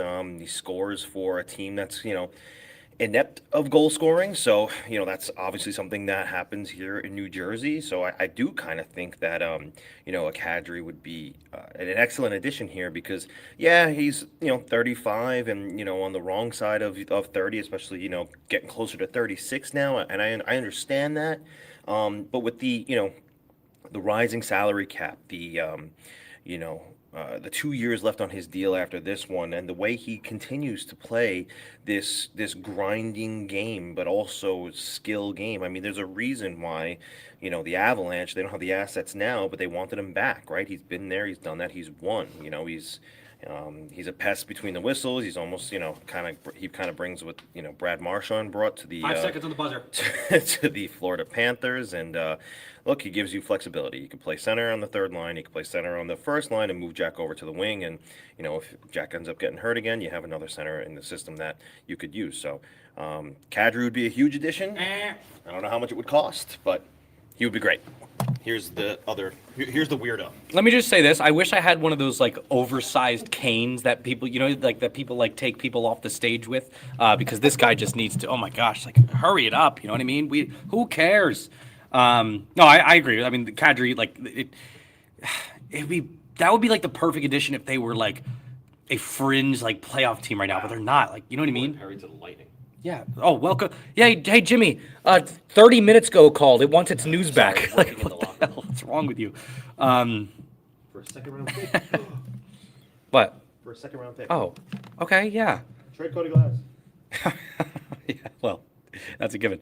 Yeah, Kadri would be a good fit, but that's a perfect move. Like, remember earlier in the season when we were talking about like Ryan O'Reilly and like Kadri and everything like that. Like, right then, like when the Devils were like at their peak, or like when Jack Hughes first goes down, that's the move you had to make back then. It's way too late now. It would almost be like kind of a joke if you traded for him now, seemingly. Thank you, 8 Night. Put the aviators back on. They look cool. I agree. And you know what the best part is? They make Nichols so mad. All right, we have more stuff from the locker room. We'll be putting this on. Let's see what Nichols asked Nick Bukestad. Let's see if he asked the right questions. I told Nichols what to ask him today. Also spoke with Nick Bukestad, who said he was surprised he was traded to the NJ Devils. Also hears the noise he can move, doesn't know what to expect, has become numb to trade chatter, but would like to play in New Jersey. He likes their fast-paced system. Well, it used to be faster, Nick Bukestad. Used to be faster. Yes, I do wear sunglasses at night, Sonic. It's, yeah.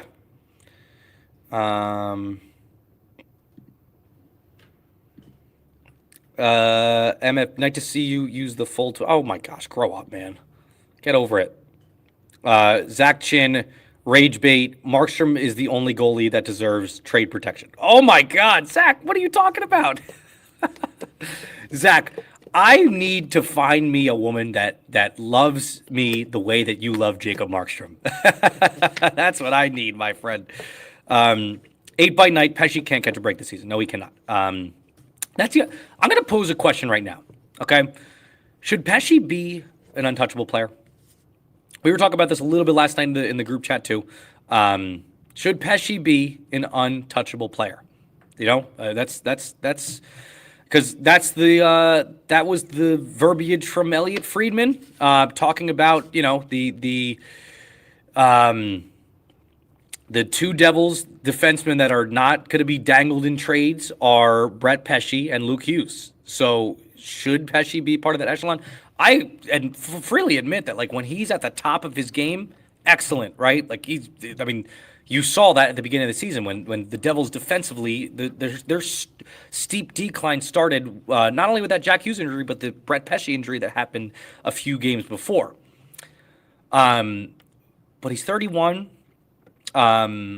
How well will that contract age? Because he's been very injury prone thus far. So curious to see what you guys think there.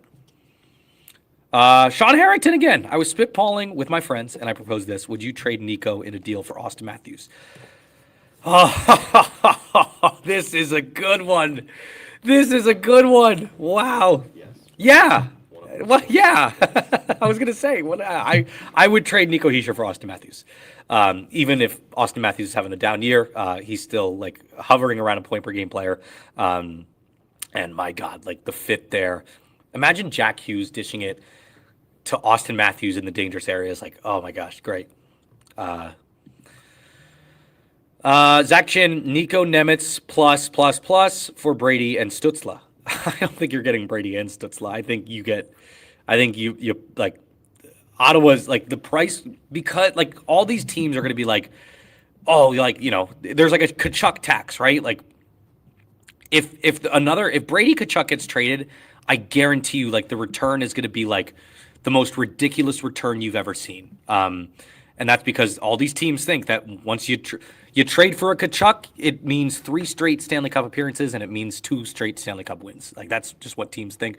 They think that it could completely transform your culture. And maybe there is something to that. Maybe, a Tkachuk could come in a different team and transform that culture. But like, Ottawa hasn't had much playoff success with Brady there. So, that's always been my argument to that, and I guess I get it. Like, they haven't exactly built the best team around him at times, but I feel like they are always kind of in the mix. Anyways, 8 by night. There's a character limit, y'all. I had so much to say about Keefe getting 1 final year under new GM. Well, keep going. I mean, rant in multiple comments. There you go. That guy Nick, season was counted when we didn't get that certain franchise best defense. Oh yeah, he's talking about Quinn Hughes. And I'll just say this: like we missed us reporters, we missed a very important follow-up question about Quinn Hughes to Tom Fitzgerald last time. So if Tom Fitzgerald does speak today, I'd be very curious to see, if he answers a question that we have for him, because I do have a follow-up there about the Quinn Hughes trade. Mike Quinn. Kind of random, but has NHL ever talked about actually reporting injuries like MLB and NFL do, like actual injuries? I don't know. I don't think there's been serious talks about it. There should be, because there needs to be more transparency on injuries. It can't just be lower body, upper body, whatever. But at the end of the day, like I feel like in the NHL, it's more like you get players that target injuries more often than you do in other sports, stuff like that. But again, like we're talking about 2 contact sports. Like football is the same thing. So whatever. Like if you can't have a double standard there. 1 second, just reading this text.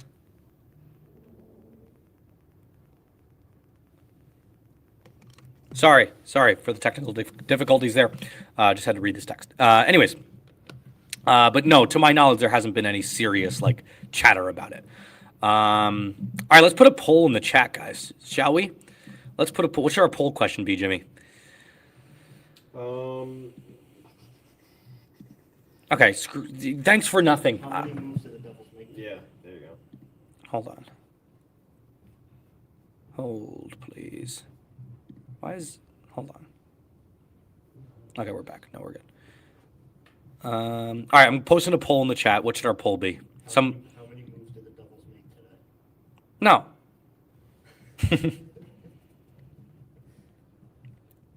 Someone help me with a poll question. We'll do the is there okay, we'll do should somebody said poll, should Jimmy get all the Timbits? I'm gonna say no. Someone said do favorite Devils reporter. Should the Devils trade Shimon Nemec? That's been the hot button topic of the day, so why not? Boom. Okay, poll activated. Should the Devils trade Shimon Nemec? You tell me. Let me know in the comment section below. All right, let's see. Sean Harrington said, get this guy out of there. This is when Mike Quinn, fast-paced system. Get a load of this guy. He's talking about Bukestad's comments. Mike Quinn also says, nice hat, Jimmy Nichols, or Slippin' Jimmy. Oh, thank you. Shut up.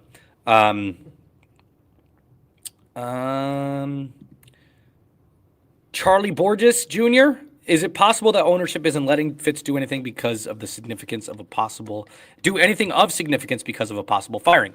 That's what I thought going into the day, but it seems like Fitzgerald's like working the phones like crazy. Like this Nemec thing is not a nothing. Like this is the opposite of a nothing. So the fact that he's even having conversations like that leads me to believe that I think Fitzgerald's job, obviously right now through the trade deadline, is safe, but like it sure feels like if they're letting him even have phone calls about it, then they're giving him a tacit vote of confidence in saying, hey, you have another offseason to prove it. Hey, you have another season to prove yourself.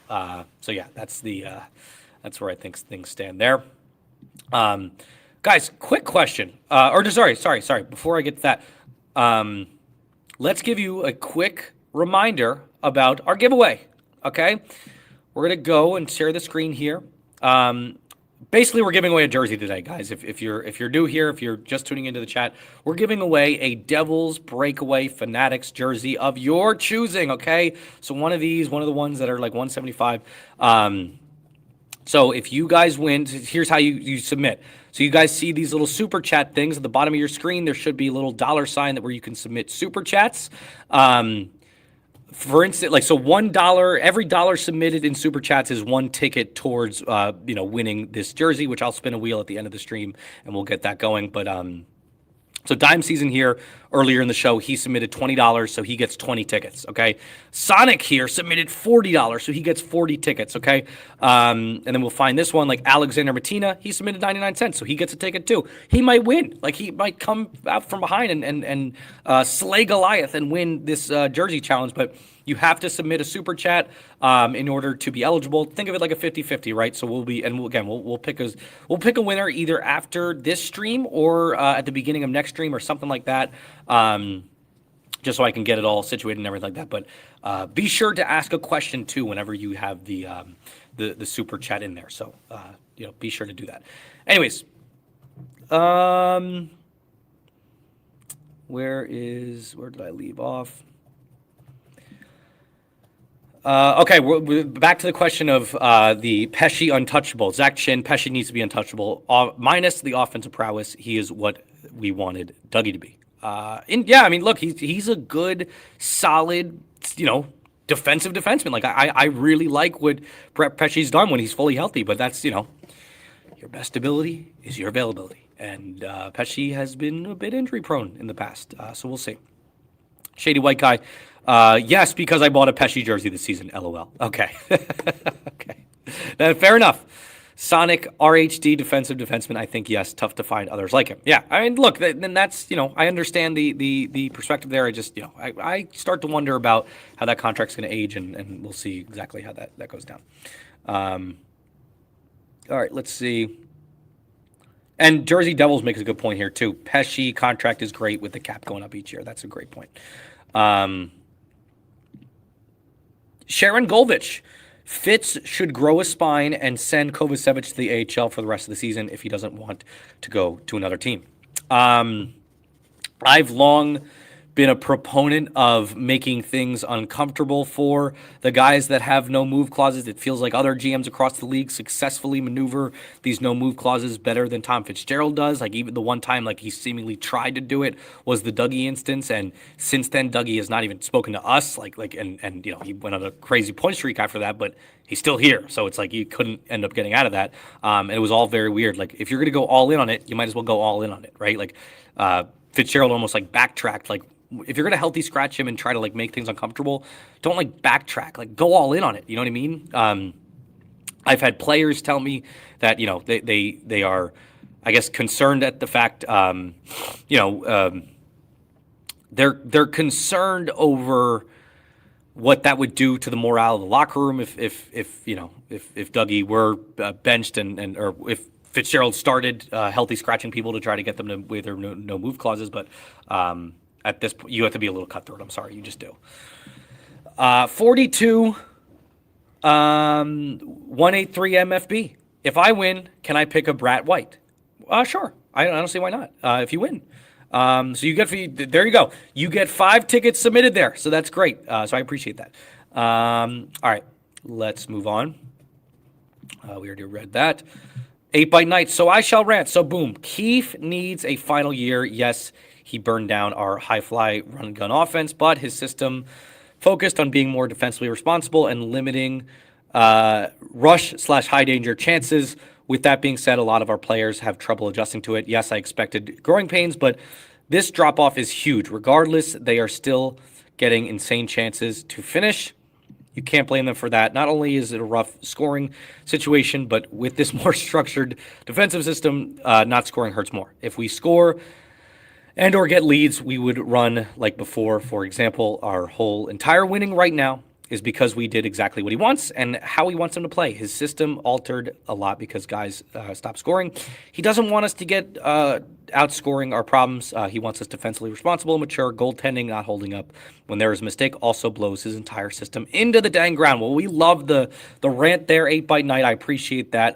And look, like what I'll say too is you're right in saying that the way that the Devils are winning now, this is exactly how we thought that Sheldon Keefe hockey would go. We thought that it would be defensively responsible hockey, mixed with their signature scoring touch, which they've had in years past, right? And a lot of that was generated in the Lindy years, at least, like off the rush. You're getting a decent blend of that now, but again, like as you alluded to, like the team just isn't finishing. So I'm with you in that it's more of a roster issue for sure. Like there's no doubt about that. You're preaching to the choir in that regard. But at some point, you have to question too whether Keefe has lost the room. And there were times there, especially at the end of the the pre-Olympic break, and then the beginning of the post-Olympic slate of games, where you have to see you have to question like, hey, did Sheldon lose the room? Like, what is the deal here? So it's a good point, and I appreciate the rant. I very much appreciate the rant. But yeah, I think that and two, the other thing is Fitzgerald said that they're both in lockstep. So if one of them is gone, then maybe the other one is too. Shady White Guy, do you think we'll ever get more info on Jack's quote-unquote freak accident? I mean, I gave you all the info that you needed at the time. I went down to D.C. to figure it out, and it is exactly like there's no grand conspiracy here. Like this is not something that where I know that in the aftermath that people were talking about, oh, like Jack was irresponsible at this team dinner or whatever. No, like this was a complete freak accident. Like he slipped, fell on a piece of glass, was trying to break his fall, and his pinky landed on it, and so that's it's an unfortunate accident, but it's an accident nonetheless. We have another super chat. Cool. 1 second. Let me just bookmark where I was before. Sorry. Gonna bookmark that, and we go to Jess Sports, who says just joining. Not sure if this has been addressed. Chances that Fitz can't get anything done today. The clock is ticking. If he doesn't, is he gone? It's a good question, Jess. If he doesn't get anything done, and it's for lack of trying, or if he tried to get something done and he can't seal the deal, that would reflect poorly on Tom Fitzgerald in the eyes of ownership, I believe. Because if they're sitting here saying, hey, you can run the deadline, then, we can assume that they want him to go all in, right? Like they want him to run the deadline and try to, fix this mess. At least, get pieces to fix it in the future going forward. If he tries and does nothing, I think that would reflect very poorly on him. I think regardless, he should be gone either way, but that's not a question of what I think. It's a question of what ownership thinks. And the fact that Fitzgerald is running this deadline in general worries me about the future of Fitzgerald's job status, because I don't think he's been a good GM for this team. Let's see. Let's move on. Mike Quinn says, favorite Devils reporter? Great question. Mike Morial. Easy. I agree. I hate Nichols and I hate Amoya. I'm going Morial there in a landslide. Poll. I love all these poll questions now, okay. Sharon Goldvich says, poll, how many times does Fitzy say we're comfortable with the group we have in his presser?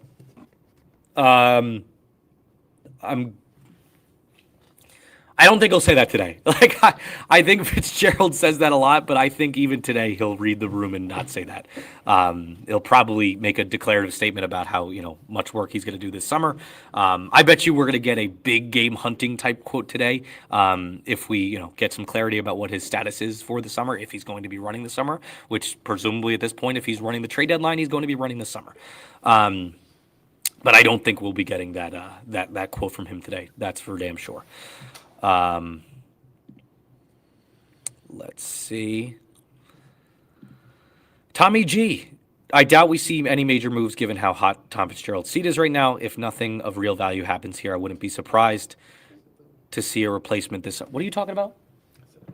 Oh my God! Shut up, Jimmy. Sorry, I'm so mean to this guy. He's just a nice kid. no reason. He's a nice man too. Give New Jersey Sonny. I'm all aboard the Sonny Mehta train. I think that he would be a great replacement for Fitzgerald. There's a couple names out there that I think would be great, but he's at the top of my list. But this is the ultimate question there, Tommy G. Like, is Fitzgerald's seat really hot if he's being allowed to run the deadline? Like that's the $1 million question right now. So we'll try to ask him as much as we can at the press conference today, but I'm not sure how much clarity we'll get there. We'll see if he's had any conversations with ownership. Has he been giving any assurances about his job security? We shall see. Quick reminder as we get to over 100 live viewers, and I appreciate you guys tuning into that. Guys, like and subscribe if you haven't already. We do this after every game or whenever breaking news happens. It's so much fun. We have a blast. And number two, we're doing a jersey giveaway today, okay? So you can win this Fanatics breakaway jersey of your choosing. One of these ones that are like $175 in value or less. And the way that you get that is by submitting Super Chats. So for every $1 you submit, that is one ticket towards winning the jersey. For example, if you submit $20, you get 20 tickets. I will spin a wheel at the end of the stream where you can get that. Someone submitted a $40 super chat, so that person gets 40 tickets. Zach Chin, I believe, at this point has had $32 submitted in super chats, so he will get 32 tickets. If you somebody submitted $1. If you want one ticket, you could do that for $1. Submit a super chat. You could do that with the little money clip below at the bottom of the comment section, and ask questions too. Like, guys, we still have what? 3 hours or 2 hours? What is it? 3 hours? Yeah, no, 2 hours until this trade deadline goes final. So we got a lot of time to kill. At some point, I'll be breaking out the tankathon. At some point, maybe we'll play some addicting games. We'll play some Snake on here. What else should we do to pass the time, Jimmy? Maybe we can have Jimmy tell old war stories about how he is so hard to raise his 2 children. Oh, no, it's so hard. You know what? It's hard to raise my dog, okay? Try raising a dog. He gets so mad when I say that. Andrew Harvey says Nemec for Cole Caulfield. I think that Montreal says no. You'd have to add a lot to that. But that'd be cool. Zach Chin. Someone should do a breakdown of NJD's goalie numbers during their time under Rogalski versus their time away from Rogalski. Good piece of research that I should do. So I like that. Maybe that is worth doing. Closer to the season's end, because if there's somebody that shouldn't keep his job, if absolutely nothing else, if Dave Rogalski keeps his job after this season, after another, what is overall a terrible season for these goalies, then something is just downright rotten in this organization. All right, we have the biggest super chat yet. Holy cow. Critter says a $50 super chat. Critter, thank you so much. This is amazing. I cannot tell you how much that means for supporting the channel on that level. My gosh, that means amazing. And Critter says, with this $50 super chat, this is the funniest thing ever. Critter says, on a plane to New Jersey to chant for Fitz's job in person. Critter, I got to shake your hand in person, like, for sending this money, and I cannot tell you how much I appreciate that. You get $50. You get 50 tickets towards winning this. That is amazing. Thank you so much. Can somebody beat Critter's $50 there? Because that's crazy. Thank you so much. I cannot tell you how much that means. All right, let's move on. Zach Chin, appropriately, I have 32 tickets. If you know, you know. Michael Mers says, hello, James. Hello, Michael. Shut up. Isn't that a violation of sweepstakes? What? I don't know what you mean. Orion in the mix. Get Brady Tkachuk for Nemec, plus this guy would be... Get Brady Tkachuk for Nemec, plus this guy would be all worth it.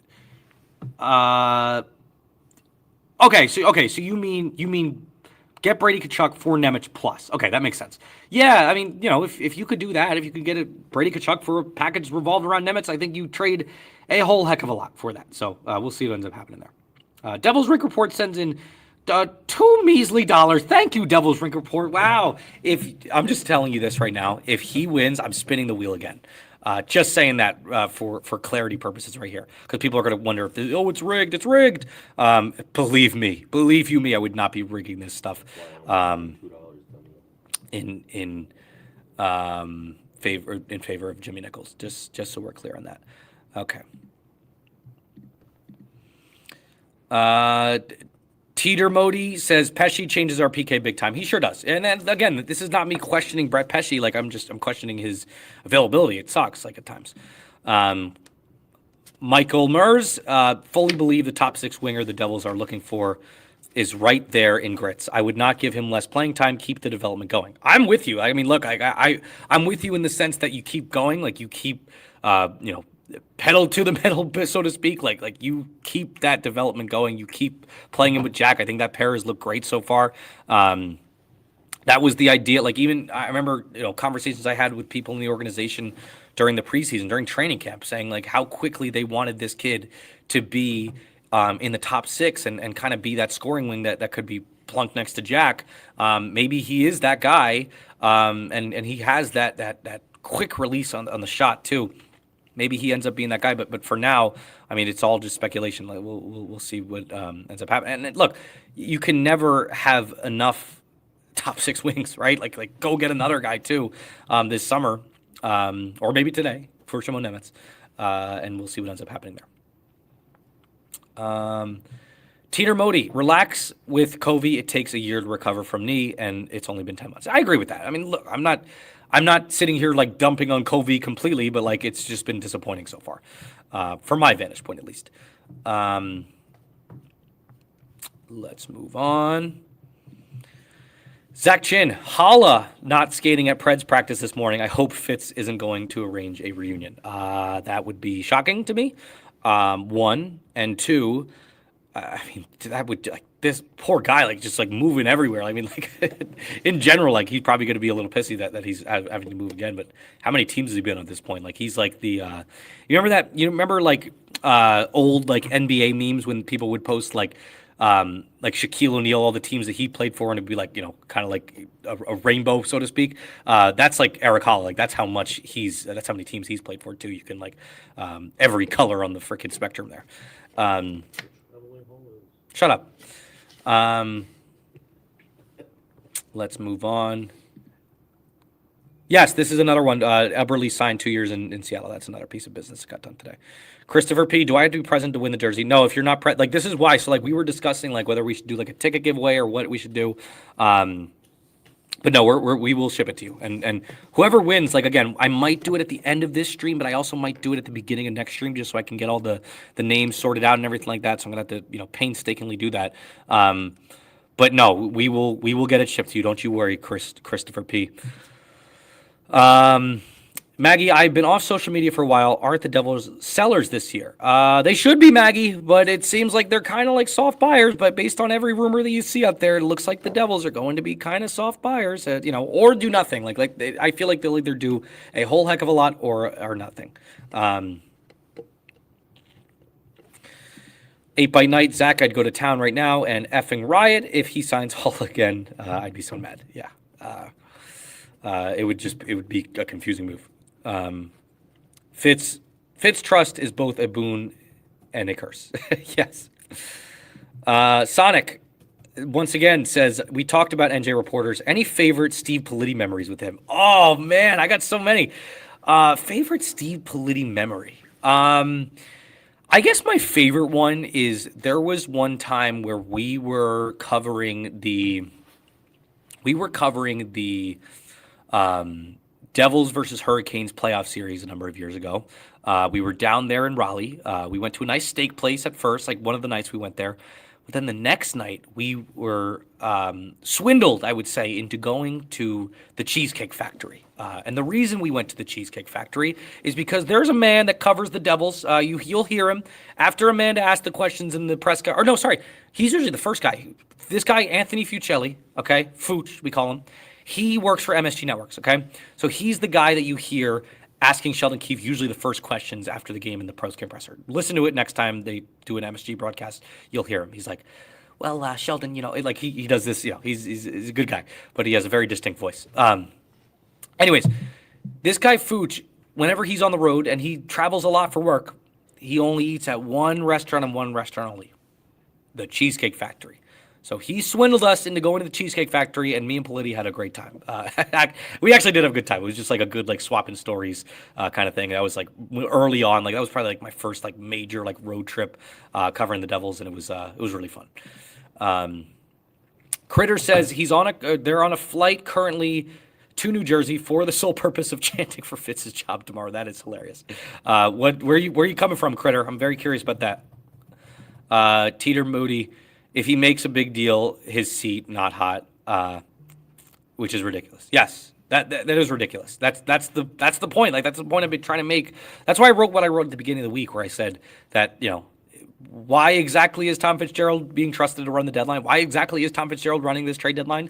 Because I'm trying to really hammer home that like the implications of him running this trade deadline is it's not great. So it's like don't even get me started. I can go all day. Sonic says, do we have to be present in chat when the wheel is spun? No, you do not. But you'll have. I'll give you 48 hours. No, I'll give you 72 hours to reach out to me. Or I'll try to like. As with most giveaways here, like I try to give away, or I try to reach out to the person first, and then if I can't reach you, you got to try to reach out to me, tweet at me, whatever, DM me, anything like that. I'll keep my DMs open, which I really hate doing sometimes. But if you can do that after within 72 hours, then you will get the jersey. But again, we might do that today. We might do that. Next time out too. We might do that next stream. So we'll see what ends up happening. Guys, we are 2 hours away from the trade deadline. Let's go. What I'm going to do here is I'm going to take a quick bathroom break. Okay. So we're going to put this little standby thing up here. Can do some stretching too. And then we will get right back to the program. Don't go anywhere. Okay. We'll be back in like a quick second here. I promise you. Okay, so don't leave. I promise you, don't leave. Bye.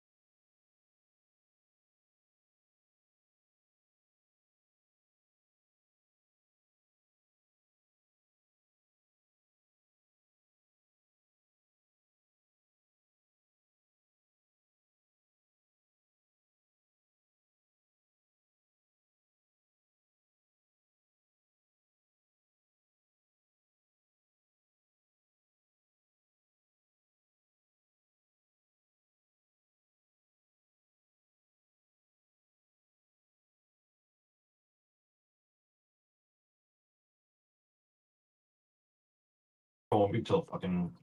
Jimmy, I'm on air. Jimmy just said a really, really bad. Oh, Jimmy, I'm on. Jimmy just said a really bad swear word on air. Annoying. Okay, we're back. Hi, everybody. Thank you, everybody, for tuning in to us here on Speaking of the Devils. I didn't even go to the bathroom. I was just kind of like messing around here, rage baiting Nichols and Amoya. Smells in here because of what you did. Shut up.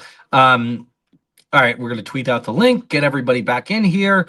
If you guys don't know, and you should know by now, we're doing a little giveaway here. We're giving away a jersey.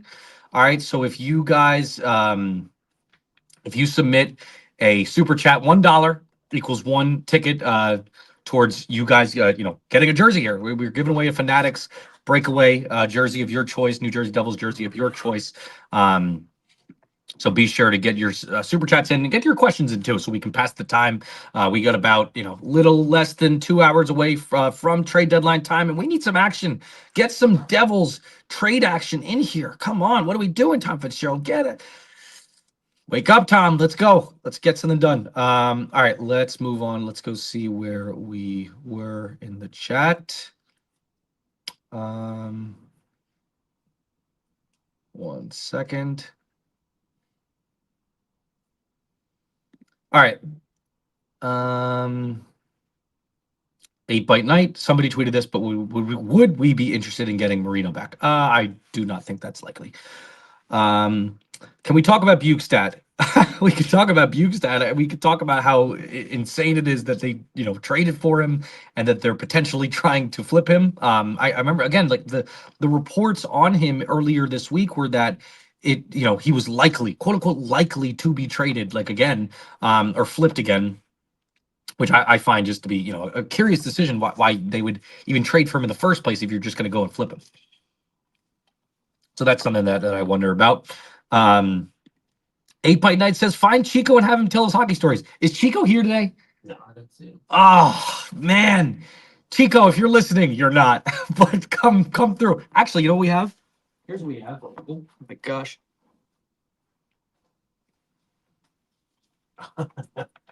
We got his little nameplate here. That's what we have. Boom, baby. By the way, wait, Jimmy, check my mic real quick because I know that I'm kind of going off mic because I'm charging my phone. So check my audio there, producer Jim. Testing. It's fine. Devil's Rink Report. This guy is so mean to me for no reason. It's not for no reason, believe me. Sonic, maybe if you send him a super chat, he'll be nicer. I agree with that. I did already. Yeah, but do a better one. Sure did.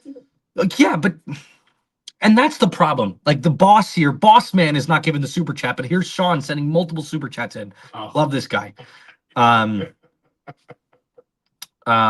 Mike Quinn, bro, just bought the Star Ledger. I don't know who did somebody who I don't know who bought the Star Ledger. Do we have new ownership that I don't know about? I don't know.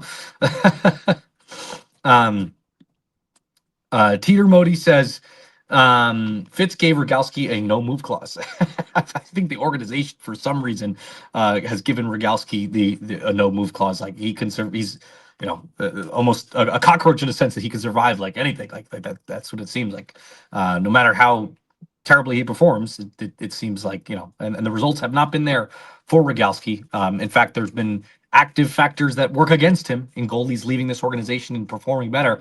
It's very, very, very curious to me. Andy English, not a single coach on this staff should say Diaz regressed almost across the board. Power play is terrible. Can't finish. Yeah, that's the. I mean, Colleton should definitely not stay. Like that. That's a no brainer to me too. Brad Shaw at the beginning of the season, he was the darling of the media, to the darling of all the Devils commentary, everything like that. Completely regressed, and is showing why that maybe the Devils should not have moved on from why am I blanking on his name? Who was the defensive coach last year? McGill. Has my name, Ryan McGill. And by all accounts, Ryan McGill was well respected in the organization. So it was it was a bold move for Keith to do that, and I don't know necessarily how much it has worked out. Anyways. Critter says, hit me up tomorrow. I'll be drinking to forget this deadline at American Whiskey before the game tomorrow. Well, Critter, I'm not gonna lie, man. If you join us at Reds after the game, you might catch me and Jimmy Nichols there. You just might. You just might. I think we should do that. We might do a little meetup there. And I'm not even gonna ask Daniel because Daniel the Flake Amoya he's there's no way that this guy's hanging out with us. He hates us, man. He hates us. We're like second-class citizens to this Daniel guy. He's too big for us. Any reaction?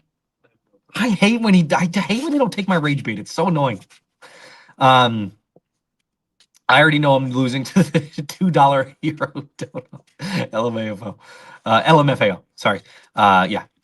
Well, we'll see what happens, man. I mean, you have the most tickets in, so I if I'm a betting man, I'm going with Critter. I'm going with Critter winning. And I cannot tell you how much I appreciate that. You submitting a donation on that of that caliber. 8-bite night. I can't get on the Brady train. I just don't effing like him. Something about the guy rubs me the wrong way, and his on ice antics hasn't made me change my mind. I don't think you're alone in that. I feel like the Kachucks in general, especially, I mean, even like the political like stuff like over the past week, like a couple of weeks, as we've so gruelingly seen infect the hockey discourse. People are rubbed off by that. People are rubbed off by the on ice stuff. And look, the thing that I'll say is like, and when it comes to trading for Kachuk, like people always like say, "Oh, trade for Brady," and then you get a Kachuk, like that's gonna transform your team. Your team is gonna transform overnight. Has Ottawa been transformed overnight? Ottawa has what, one playoff appearance under their belt in the Brady Kachuk era, something like that. Maybe a handful. I don't know. But they certainly haven't gone on a run. And this year they're underwhelming again too. So it's not great there. And I know there was obviously some distractions in their locker room earlier this year too. So we'll see. 8-bite night, we can't lose Grits. His vlog was the only bright spot during the dark times of Els. Listen. For skill purposes too, you can't lose Grits. I think he's turning into a player that you didn't even quite expect to be like that. He's better, away from the puck than we all thought he would be. He's more mature in his game than I think a lot of us, anticipated him to be at this point. You can't lose him for a number of reasons, but Telegram. I love Telegram. You can't. That's the best. I mean, his Telegram stuff is great. Don't we love Telegram, Danny? Me and Danny are active Telegram users. I was texting Danny on Telegram last night. I love Telegram. Please sponsor us, Telegram. Holly Eagles, Stepniak.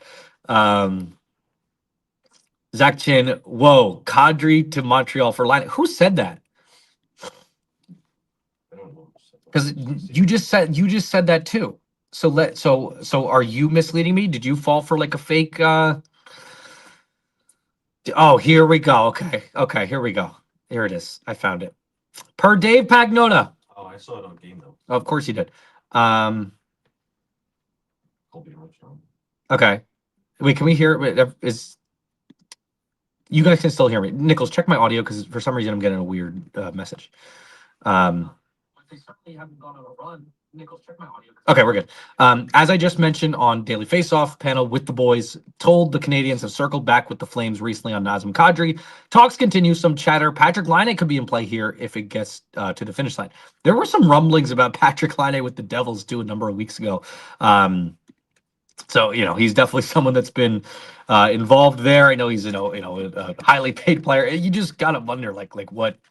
I mean, Calgary's building they're just going nowhere fast, right? Like I don't know what the direction is there. I mean, that's a team that I feel like needs Gavin McKenna more than most. So that's crazy. Sonic says, "Oh, that's Fooch. Nice." That was a conversation we had before the break, where we talked about what's it called? One of my favorite Politi stories and one of the MSG guys that talks at the press conference is Fooch. Yes. Critter, fun fact, everything aside from the cheesecake at Cheesecake Factory is from scratch. I did not know that. That's crazy. That's wild. It's a huge menu too. Critter says he's coming in from Kansas City. Nice, man. Look at you. You're coming in from KC just like the Devils did. Well, I guess they took a pit stop in Colorado, so maybe you have a layover in Colorado or something like that. 4R1 6 Reen. 4 Re 6 Reen. It's ridiculous to not make a move at this point. Fans are in a lose-lose situation because this team is such a disappointment, and we are in a crappy cap situation. Fitz trades or doesn't, we lose. That's. I feel like we can't look at it that way. Again, we can't crucify for something they haven't done yet, and we can't crucify them for something that they aren't going to do. Whatever the case may be, like we just kind of have to wait and see what happens. Like, and then we'll make our decision on how we feel about Tom Fitzgerald at the end of this deadline. I can tell you this, and this was one of our first comments of the day. I think it will take a lot of legwork in order for Tom Fitzgerald to win over the fans or win over us or win over whoever else he's trying to win over, at the end of this trade deadline, because of how disappointing this season has been, because of how much this team crumbles without, Jack Hughes being at his peak, because of the league leading 17 no move clauses that he's handed out. Need I go on? Because of the disastrous contract that he handed Jacob Markstrom. It's all a mess, and that's the reason that I am so perplexed that Tom Fitzgerald is running this trade deadline in general. That's why I wrote it earlier this week, and I stand by that. So, yeah, I mean, it seems like a lose-lose. We'll see what ends up happening at the end of the day, but I can already tell that I don't think that I'll be quite pleased. But I'm open to being wrong. Maybe he swings a crazy trade and that we're not seeing coming, and gets some good stuff. Ryan Fisher, it's obvious Fitz is not the man for the job. Real GMs get aggressive when it's time to win and go all in. This guy just goes about his business, drafting for later, not winning now. Such a bum. Listen, you're not getting any pushback from me on the fact that Tom Fitzgerald needs to be more aggressive. You look around, you see what Eric Tolsky's able to do in Florida. You look at what Florida's GM. No, I said Carolina. No. Zito does in Florida. You see what Tolsky does in Carolina. You see what Jim Nill does. There's a reason Jim Nill is a multi-time back-to-back GM of the year winner. Bill Guerin. I mean, gosh, Bill Guerin is the one this year where it's just like all in. You're pushing the chips in, right, to build a winner. Tom Fitzgerald hasn't really done that. Like the one time he did that, I feel like was the Timo Meyer trade, and that hasn't exactly worked out. So. I wish Fitzgerald was more aggressive too, but at the end of the day, the Fitzgerald's lack of aggression is his own doing because he can't make aggressive moves because of the awful contracts that he's handed out. Are you opening your chips? Yeah. Look at this. Look at little slipping Jimmy Nichols brought some snacks. Not sponsored by Munchies. I wish we were sponsored by Munchies. I love that. Those are really good chips, man. Those are really good chips. Top 5 chips, top 3 chips. Everybody put your top 3 chips in the chat right now. Ryan Fisher. Oh, no, we already talked about that. Critter. I'm pretty sure I'm going to be landing towards the end of the deadline, so hopefully I don't lose Wi-Fi during the wheel. It's even if you do, Critter, you have some time to do it, but it would be hype for you to see it. If you do win live, I agree with that. But don't worry, just come back. I'll do it towards the end of the show if I do it on this show at all. I will have an announcement about when I'm doing the wheel, or I will just do the wheel at the end of this show. Probably leaning more towards doing the show tomorrow in the post game. And that's only because I had to get the wheel ready and stuff, and I don't know exactly how much. We'll see.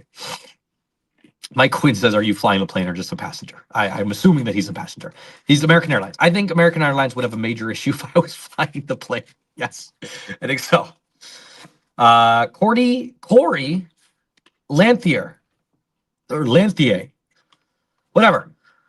Unless Nemo is going for something outrageous, he needs to stay. I've been saying that all week. A potential 1 RD are hard to come by, and we do not have any in the system. We do not move. We need to move on from Dougie and Covey. Agreed on both the Dougie and Covey points. Not getting much pushback from me on the Nemo, potentially being a number 1 right shot defenseman too. Look at the guy's potential this year. Like he's shown and especially in these glimpses where he's getting the minutes. Shimon Nemec deserves, a shot at least to, continue to thrive. And again, this is why I think it's so egregious and outrageous that the Devils aren't in a soft, experimentation mode right now. You should be giving Nemec top minutes right now. See what you got there, right? Throw Lenny in the top 6, do all these crazy experiments that I'm going to be honest with you, I think they're going to work out. I know that you've won, a couple games this week or 3 games in a row this week. That's fine. Great. You played 0 competition.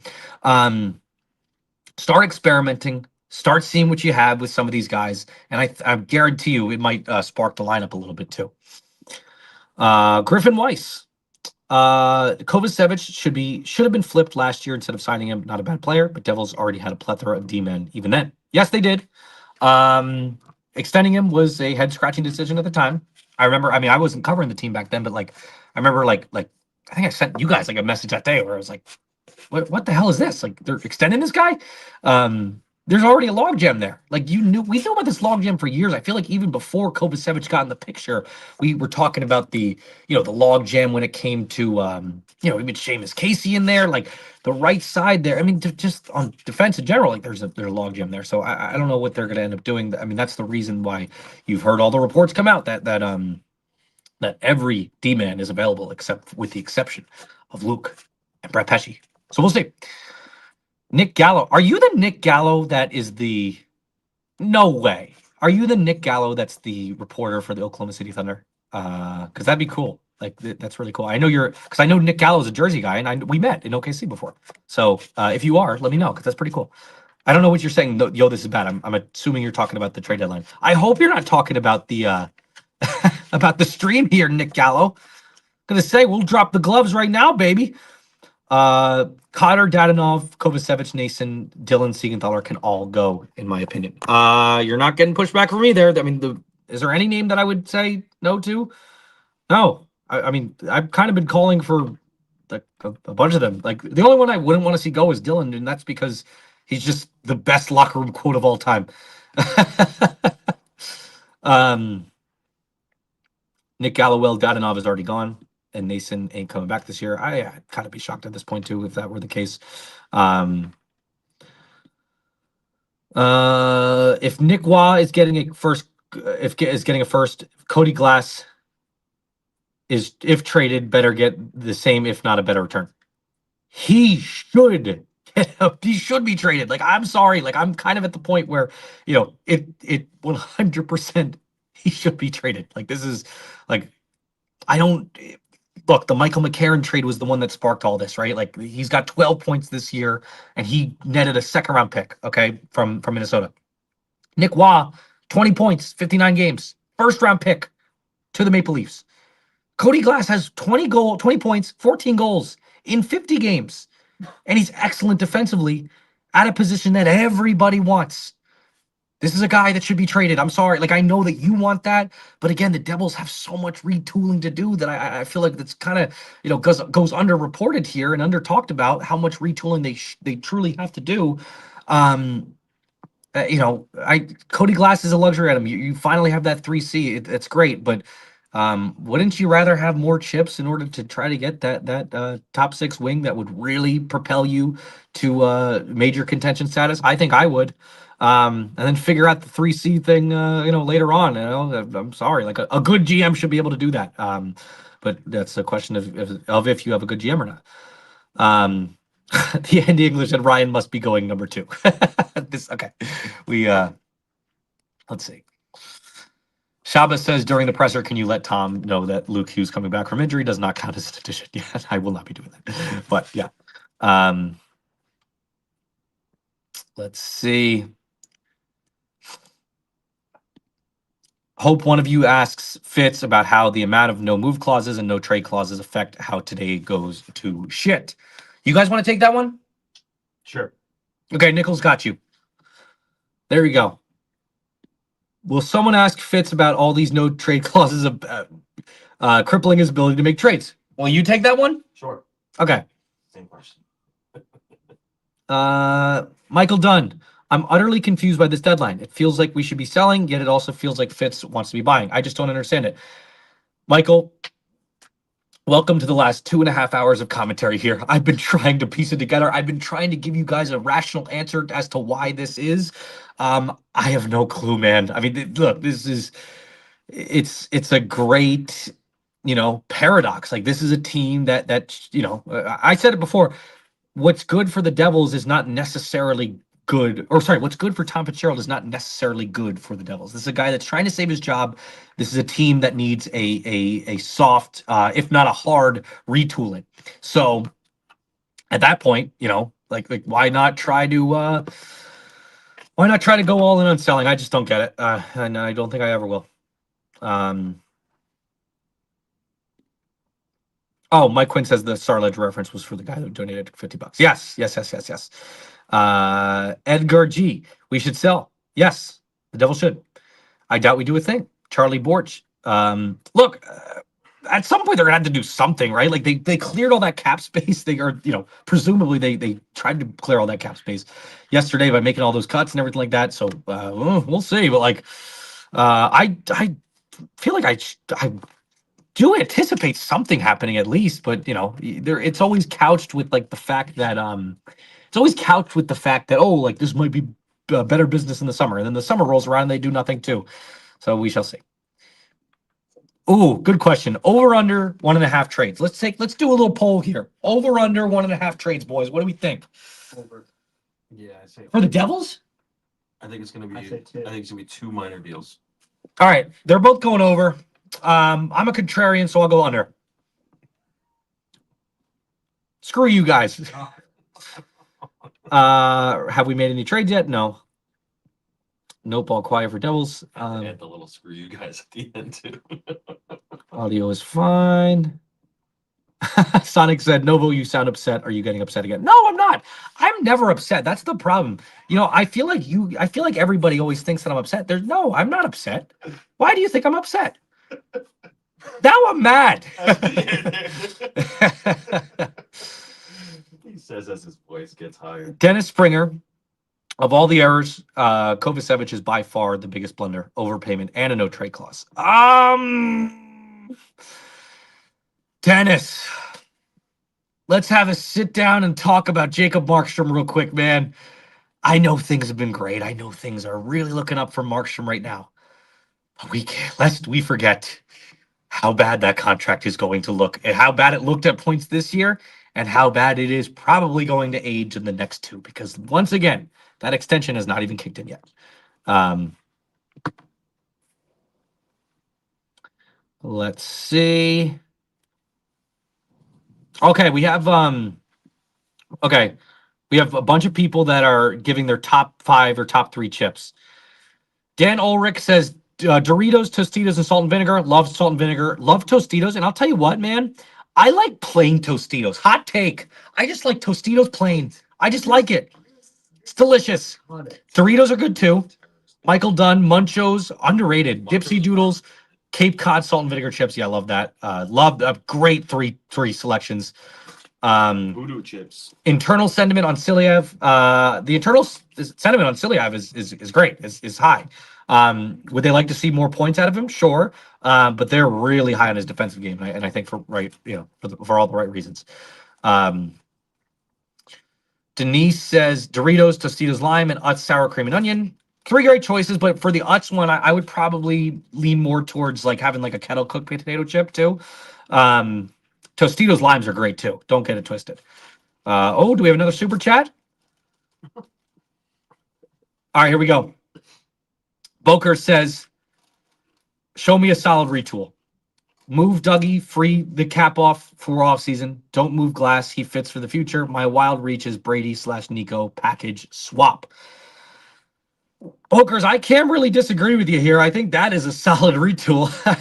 Like, what do you think, Nichols? What was it? You move Dougie to free up the cap space. Don't move off Glass because he fits the future. And he's young, and I agree with that. I'm kind of like, you can coin flip and find my reaction to Glass. Like, honestly, I'm pretty agnostic to it. The wild reach, though, is Brady and Nico package swap.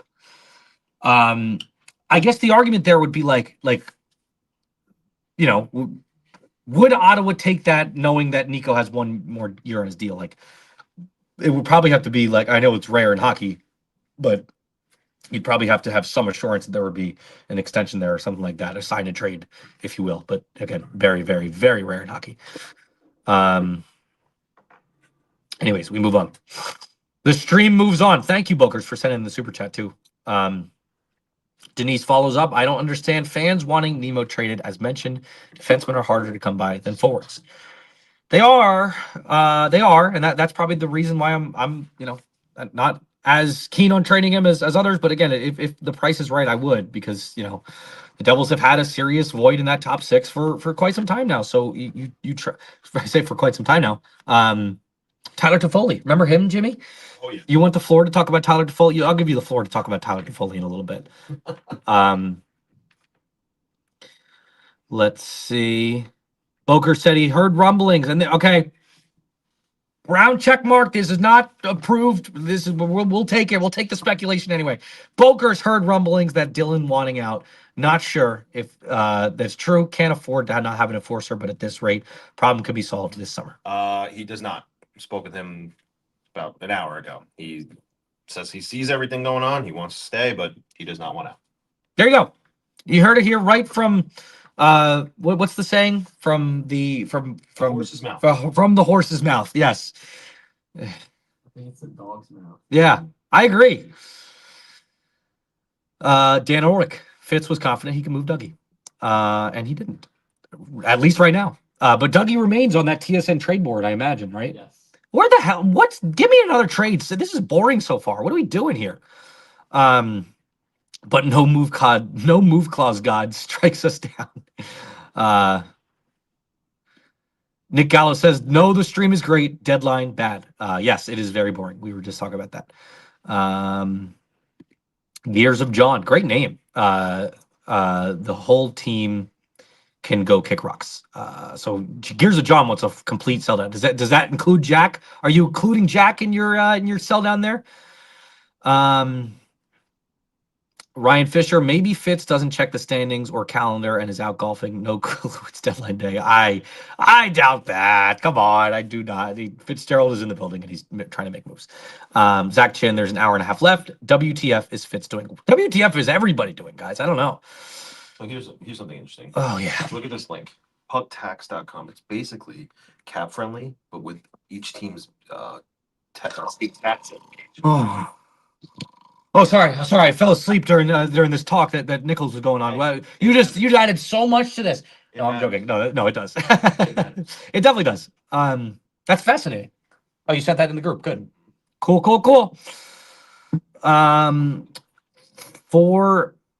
4R16 Reen. Love you, Novo. I love you too, 4R16 Reen. Dan Ulrich. If the only way Fitz keeps his job is if they go on a magical run, and even then, I'm sorry, like even if they they would have to go on like a Stanley Cup run in order for him to keep his job in my eyes, at least Eastern Conference Final, because if you just make it to if you make it to the playoffs, that's nothing. Great, you were supposed to make the playoffs. This was supposed to be right now, given your contracts, given your core, given the affordability that they're all under. This was supposed to be your prime cup years, and now we're looking outside, looking in playoff time at the trade deadline. That's terrible. This is not where the team is supposed to be. So I push back on that. Like they really need to go on. And you say magical run, they need to go on a freaking magical run there, Dan. Dan Ulrich follows up. Tom should not have the keys right now. Been saying that all week. I've been saying it for months too. D. Hurwitz. If we can buy a player with term, that'll help next year. We should buy. Otherwise, we should be selling. I mean, again, just depends on the return. It does. Like, I don't want Tom making a desperate move in order to try to save his job. I just feel like it's not good.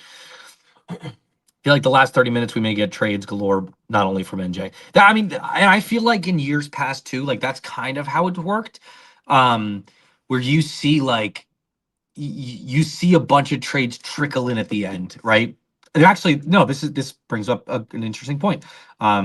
This is a tweet that I saw earlier today that we're going to put up from our friend Josh Langer, who I hope is in the chat right now. Josh Langer, he says, timestamp of the NJ Devils' first deal on trade deadline day. Okay, 2019, 9:01 a.m. Kincaid, 11:52 a.m. 2020 Simmons. 11:52, 2021, Kulikov. 1:46, so this one's a little later. Hammond.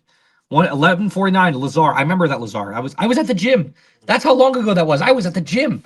11:24 Toffoli. And last year's took a little bit, 2:21 p.m. So maybe, we're entering that kind of hour right now. We're entering that, folks. This is the witching hour. We're trades become trades, and I don't know. No, non-trades become non-trades. Shut up. Or where non-trades become trades and trades become non-trades. Shut up, Danny. Everybody, shut up. I know I've been talking for 3 hours. I guess that's pretty much what I do every day, though. Dan Ulrich, I like Cotter, but seems like he's most likely. Yes, I would agree that Cotter does seem like a likely option too. Where the hell is this? Where? Oh my god, I keep losing my spot. D. Hurwitz, you weren't here last year, Ryan. They cleared cap space and then proceeded to do nothing. Well, True. yeah. Well, they got Glass. They got who's the other guy they got? The defenseman, Dumoulin. They got Sprong, which they could have gotten on waiver. I remember that one because I remember I was like, oh, what the hell? They could have got him on waivers, and then they ended up trading a pick for him. Tulowski. Yeah, okay. So I mean, they made some moves last year, but like, okay, we get it. Your point has been made. They made a lot of moves last year.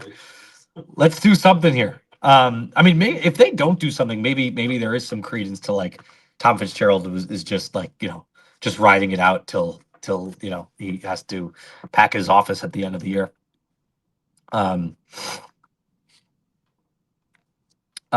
If we don't see a move, I really hope one of y'all presses Fitz on the reason for the waivers. That'll be a Nichols question. Oh, will it? I mean, here's I think what we've decided to do. We've decided that okay, we got some action. Go Avs, go!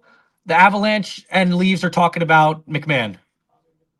Okay. Woo!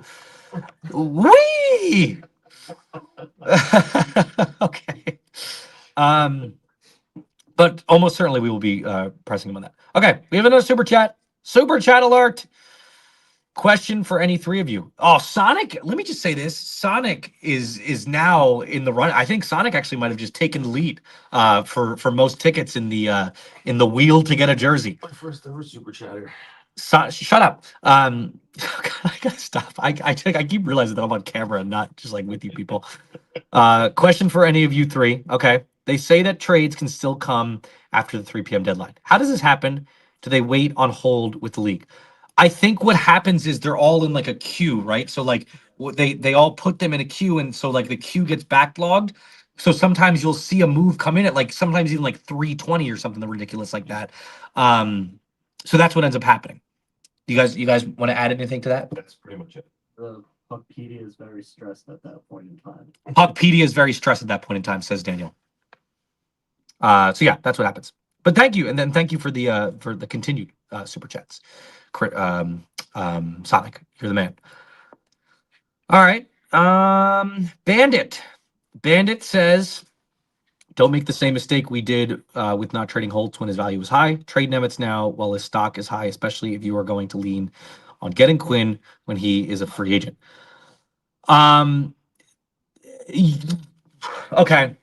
And the difference here is that, and maybe this leads to your argument a little bit, is that as much as it pains me to say, Nemec has always been a much better player. Nemec is a much better player now and has shown more stuff than Alexander Holtz ever did in the NHL.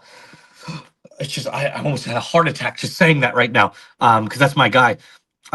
Which, by the way, quick little aside here. I tweeted yesterday jokingly. I said, when Holtz was put on waivers, I said, do it, claim him.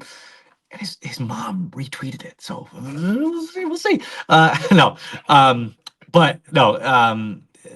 There is an argument to be had there that you should trade Nemec when his value is high, one, and two, like if you don't see long term, if you don't really see success with him long term, if you think it's more fluky, like you look at the JFresh numbers, like he put the card out there about Nemec the other day, and it was brutal. It was terrible. Nemec has some problems in the defensive zone, and even offensively, he's had some struggles this year, and he struggles at times when he doesn't have a big role. But I would say overall, in general, like I'm definitely a Nemec fan. Nemec is like analytics, like it feels like this is one of those ones where you just kind of have to throw it out, right? Like and just CI test wise, like, hey, this guy's good. Like, and he's kind of he performs whenever he needs to perform. And you don't have that many puck moving defensemen, so like, that's also a huge factor. I feel like. I had a good question for both of you. Does the Foligno brothers in Minnesota open up Quinn to New Jersey? Shut up! I already talked about that, and people got mad at me. Dennis Springer, I want the Devils to make a bunch of trades, but at the same time, I don't want Fitz to do anything to make it worse. I think that's the grand dilemma here with this Devils trade deadline.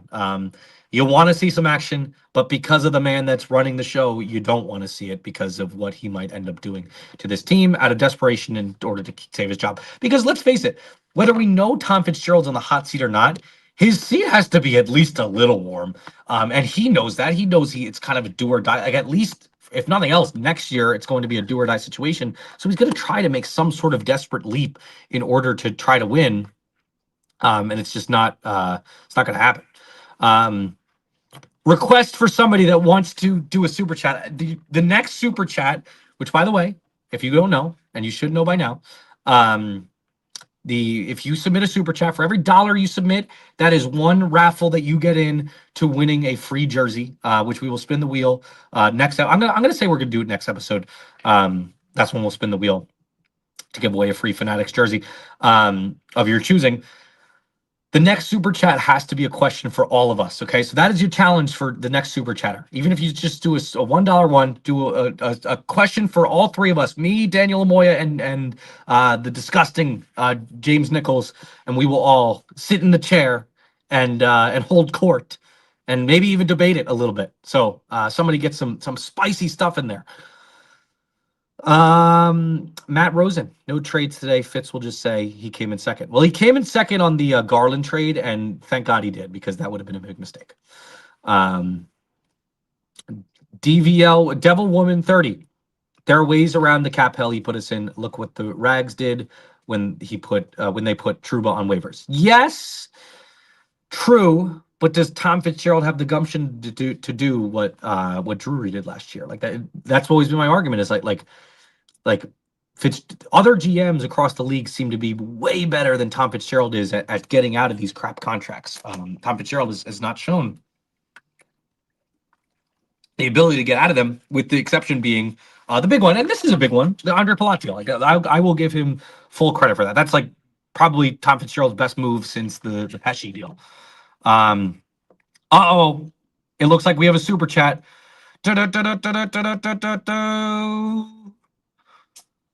Okay. Sonic says better potential. 2 more tickets for Sonic. Better potential. Luke or Nemec? Nichols, take it away. Oh shoot! Oh, Jesus. Wow. We're having technical difficulties. There's over there's here. nothing technical about that. It's Luke. And I know it's like second overall versus fourth overall pick. That doesn't really matter at this point. Luke has the better tools. I think the skating is a big factor there. I think Luke's an elite skater, and you see, like you have in the past few games where he's been better. He can facilitate the puck well. He can transition the puck well. He does have that offensive flair. Actually, I think we talked about it a little bit before. Who has the better upside? Like, obviously, Luke has an almost 50-point season twice in his career, and Nemec just hasn't had that. So I do think that, Nemec has the ability to get close, but overall, I think that the Hughes name, not just for the name, but the skill set, I think it's there. So I'm going Luke Hughes. Take it away, Ryan. I'm also going Luke Hughes pretty much for the same reasons, but he's one of your most skilled defensemen, just in terms of makeup and the skills that he had, the skill set that he has, and the tools that, once fine-tuned will probably be elite. I am adamant about that. Since Scott Niedermayer, I'm serious. Like that is like when he's at his peak, that's what he looks like, isn't it?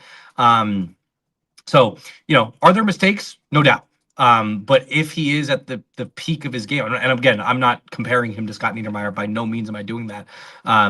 But I'm just saying, like in terms of being a skilled defenseman, a puck moving guy that can go off the rush and create chances, like the goal that he had with the assist that he had on the who was it? Connor Brown goal the other day.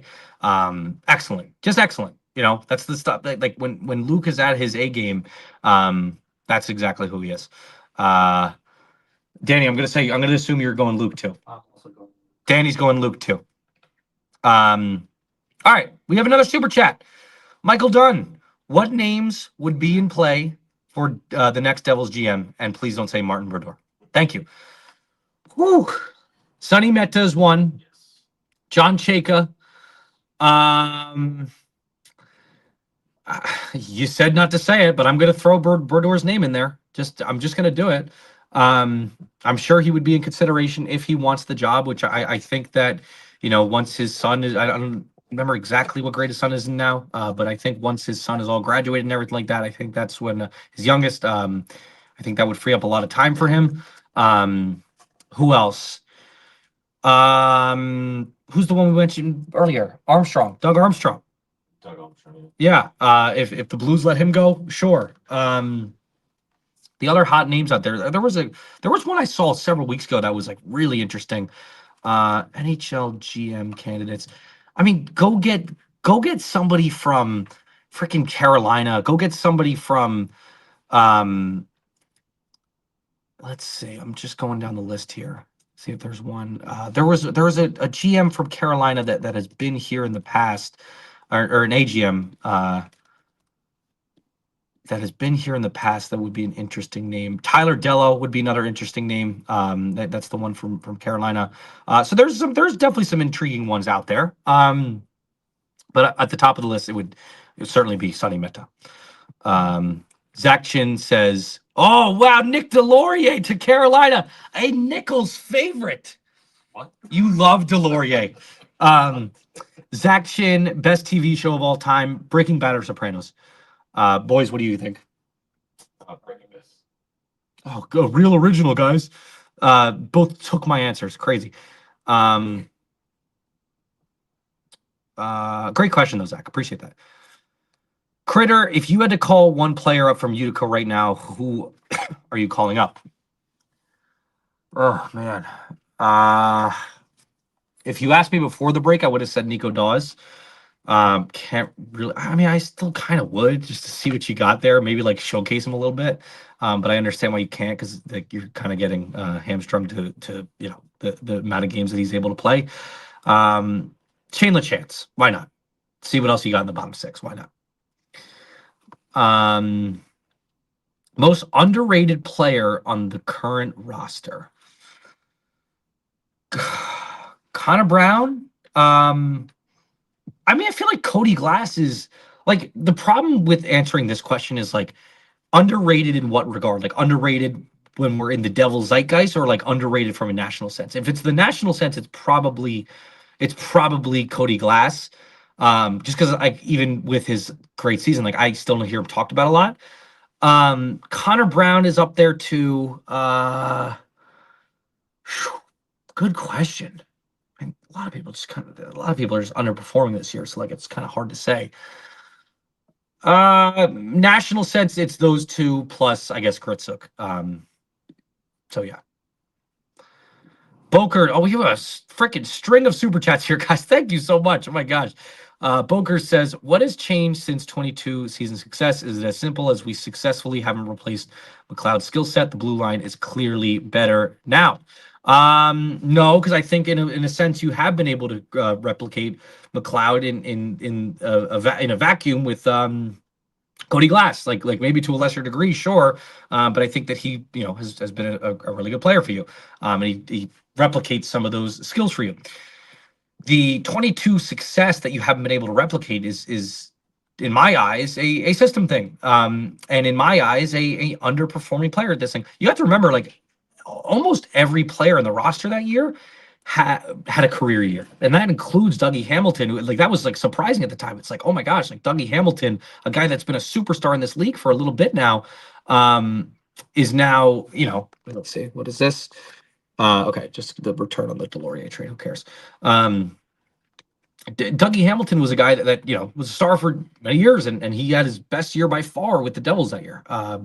So you had a lot of career years. You had a system that played into your success as much as I think Lindy lost the room, and I think that the team needed to move on from him, and they were right to move on from him. You still had you had to like you have to admit that it feels like at its peak, Lindy Ruff's system is kind of gelling with the Devils more so than Sheldon Keefe's is, as interesting as that is to admit. Okay, we move on. Gonna find some interesting stuff down here. Michael Dunn says, I think my chip selection should win me the jersey. No. Your super chat will win you the jersey. I will not rig it for you, Michael. As much as I do appreciate your great selection of chips. Oh, hell no trading Nico, for sure. Dan Ulrich, I think Jack needs to move to the wing, and that's why my reporter antenna is up a little bit on that. Like, I'm wondering that, because Pierre LeBrun says yesterday on Insider Trading that the Devils, in return for Nemec, are looking for a top 6 forward. Okay, but he specifically noted that they're looking for a top 6 center. Now, why would he say that? Okay, why would he say that? Why would he mention specifically a center when everybody in the world thinks that the Devils are looking for a top 6 wing, a scoring wing to pair with Jack specifically? Are the Devils trying to move Jack to wing? That's the first thing that came to my mind. Are the Devils preparing for life potentially without Nico? Because Nico, it's not inconceivable that Nico would want out of town because of the losing ways here in Newark. I mean, the team has just sucked. Let's face it. Like, this is a team that's supposed to be in their cup window, and they're not. They're 9 points out of the playoffs on March 6th. It's terrible. Are they looking for Robert Thomas? Are they looking for a player of that ilk?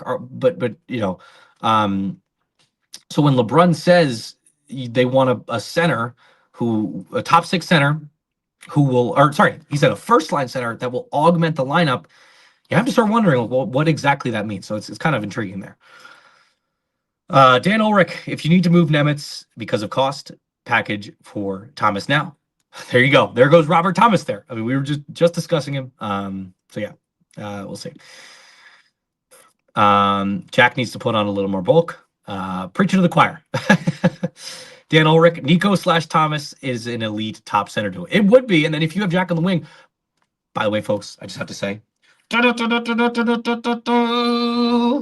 we are 1 hour from trade deadline.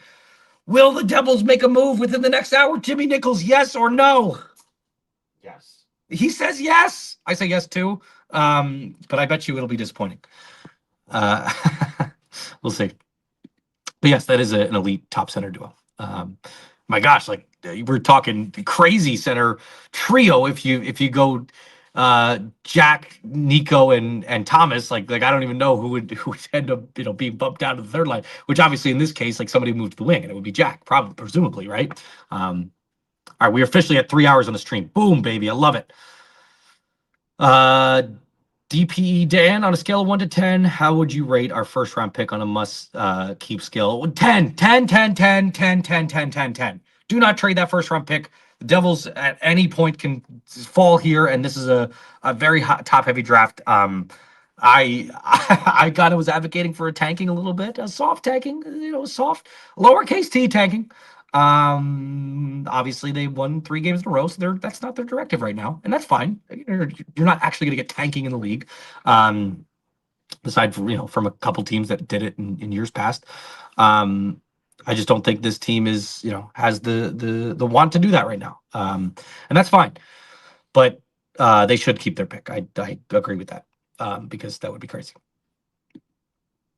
Michael Dunn, if everybody wants to feel better about hockey, go to a Sirens game. I don't know what you mean by that. D. Hurwitz, we don't want Nemo traded. Fitz messed it up by announcing his value and now has to pay him. He may have to trade to avoid that contract.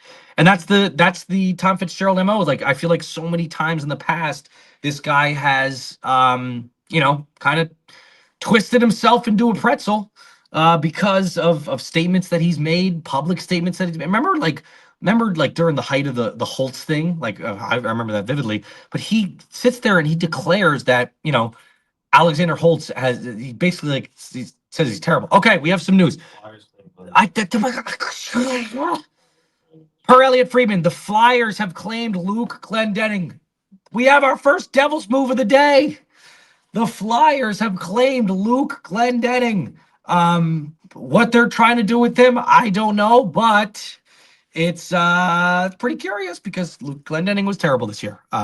He was a complete zero for the Devils. At times, even like a negative zero. A negative for the Devils and less than a zero. So, anyways, any other waiver claims? Nope. So I guess Siplikov and Dadonov, they clear. So intriguing. All right, we have some more super chats. Let's see. 8 by Night just sends in $1 to be supportive. Thank you, 8 by Night. No, 8 by Night. I know your prerogative. You're sending in that $1 because you want the jersey. You want that Chico Rest jersey, and I don't blame you. Let's see. It would be fascinating to see if one of the people that just submitted like $1 beat these units that submitted like $50 or $40 or something like that. DPE Dan, got to keep that pick in my opinion. McKenna or Stenberg would be tits on Jack Swing. Yes, they would be very good, very, very, very good on Jack Swing. I mean, Gavin McKenna would be a dream to cover too. Like I just think they like that. This is one of those like like the word generational is thrown around way too much, obviously. But he's a guy that like I feel like can kind of transcend to that level if developed properly. Where was I? Hold on.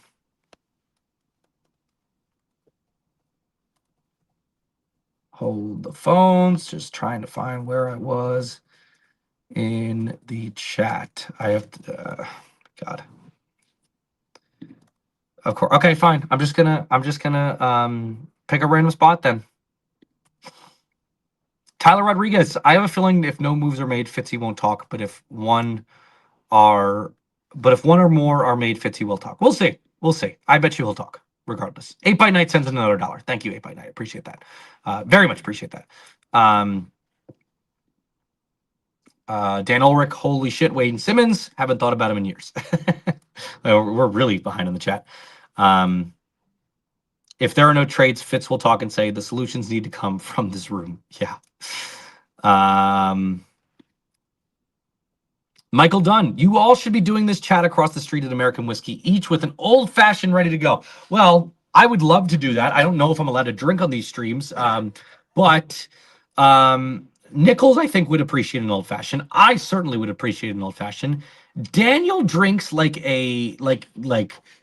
Daniel. He drinks like a college student. Like this guy only drinks like little surf sides here and there, and he's like out of his mind after just like one. No, so I can't even say college student. He drinks like if a 13-year-old drank, it would be Daniel Moya. 4R16 Reen. Novo, let's grab a beer in Newark after all the hard work you've done. Don't worry. Nichols and Amoya aren't invited. Yes. I'm so down. Hit me up on Twitter. 4R16 Reen. I would love that. And as much as I hate these guys, we will invite them too. We can't be mean. Because that's the thing. Like I have to be the bigger person. You know what I mean? Like they're all so rude to me, but I have to be the bigger person. All right. Moving on. Devil Woman, what do you think was the reason behind the downfall in the second half of the season? We can't always blame Jack's injuries on the collapse. Couple things. I mean, the first and foremost, and I know you're not going to like this, Jack injury. Okay. Coinciding with the Brett Pesce injury, coinciding with I think the Devils at one point were like third or second or something like that in man games lost to injury this year. There were a lot of injuries. Beyond that, it's just when those injuries happen, the stars that are supposed to perform, that are paid to perform, they were not performing. So that's unfortunate. It's very unfortunate for the Devils and the core that you're trying to build around. When when Jack Hughes goes out of the lineup, they all kind of shut down. But that's a factor. The other factor is just I think the system wasn't as great as it once was during the especially defensively. It wasn't as great as it once was during the winning streak, and that's a major problem there. 1 second, let me just check my phone. See what I'm at. Okay, we're at 90% on the phone, so I can stop charging this and I can keep charging the ring light, baby. Boom, brighter. Wow, bright lights, big city. Anyways. Yambag says this is like a grade school dance. Girls are on one wall, boys on the other, and everyone is afraid to talk. Yeah, that's a good way to sum it up. All right, cool. Momentum is All right, here we go. Friedman has one. Momentum is built for New York Islanders and St. Louis to complete a Braden Shen trade. I thought that Braden Shen was a New Jersey Devil for a long time earlier this season. Evidently, I was wrong. I think at one point that was discussed, though. Let's see. All right, we have a couple more super chats. Cranman. Oh, this is a good one. This is for all of you. Okay. What is the drink of choice now and in college? Okay. Great question. I'm going to start with college. Okay. In college, we used to make this, my buddies Jared and Avery. Okay. We used to make this juice called, this jungle juice. It was called, well, we actually said the word, but it was called F it whatever. Okay. That was it was called F it whatever. That was the brand name of it. Copyright. Sorry. And it was basically like a bunch of like sour candy, Swedish fish, like the whole 9 yards. There was like popsicles in there. There was frozen fruit in there. It was great. We put it all in this like bin, and then we pour like vodka, we pour tequila, we pour like Everclear, we pour like all this stuff in it, and we would like it would be for like a whole party that we'd throw. And then we would throw some like Hawaiian punch and like some soda in there, stuff like that. A little Sprite to make it good. It's like if you ever seen that guy, the tipsy bartender, on if you've ever seen the tipsy bartender on like Instagram or like TikTok or whatever, it's exactly like the kind of crap he would make. It's a miracle that I survived. And my drink of choice now is just like I'm pretty boring. Like I like a Miller Lite. You know what I mean? Classic Miller Lite guy. Cheap beer, good stuff. Light beer, great taste. Miller Lite. Please sponsor us. Nichols, go ahead, take it away. All right. My drink of choice has always been, I was put on old fashions pretty early, so it's always been an old fashioned. If I'm not doing liquor, then or hard liquor, I should say, then it's probably gonna be like a Surfside or something, which they're coming out with new flavors, by the way. Blueberry is on the way. I'm very excited for that. That's gonna be excellent. It's gonna be a good summer. But yeah, so if I'm not doing old fashioned, I'm a Surfside kind of guy. Back in the day, I mean, I guess I don't really drink beer now. I just drink those two things really. But back in the day when I did drink beer, my beer of choice, if you're not privy to it, a white Belgian Hoegaarden. Those are one of my favorites. So good. You're crazy for saying that. But that's my favorite. Otherwise, I do like Blue Moon, stuff like that. Okay. Okay. Drop yourself. Tag in. Get in here. Hold the bullpen. Okay, so Ryan is going to make fun of me, and that's perfectly fine. Also, to my defense, I was in college like 9 months ago, and Surfsides existed. They are both probably so old that Surfsides were not a thing when they were in college. That's true. See, exactly.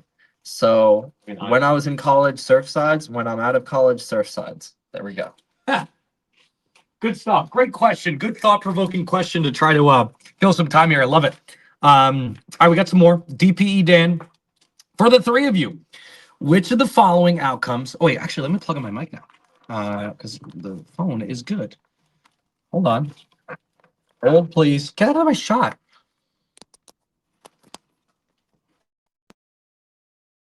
Ooh. Check. How do we sound? We sound okay? We sound okay? Check 1 2. Okay, we're good. For the three of you, which of the following outcomes is most likely?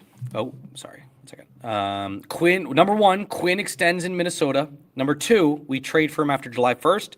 Number 3, we sign him in 2027. I'm going to go most likely. God, this is tough, man. This is tough. Wow.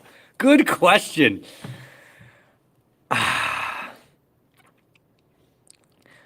It's not hard for me. It's number 1. The least likely in this is we trade for him after July 1st. I don't think that's happening. Number 2, hot take. Number 2 is we sign him in 2027. And number 1, the most likely, is Quinn extends in Minnesota. That's just what I think is going to happen. I think they're an organization. Oh, 1 second. 1 second. Sorry, just got a text. They're an organization that,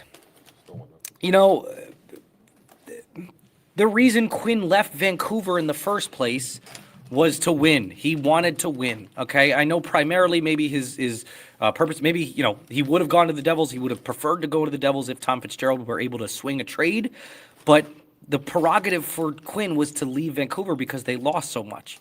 The Wild have proven nothing. If nothing else, the Wild have proven. Bill Guerin has proven to be a dogged GM, a GM that will do whatever it takes to win.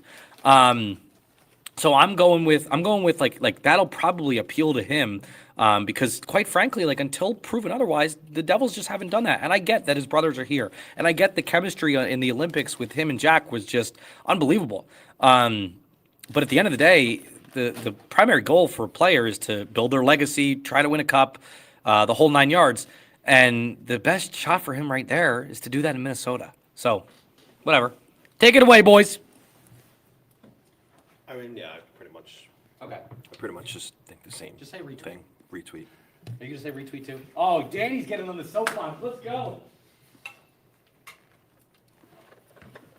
All right, so yes.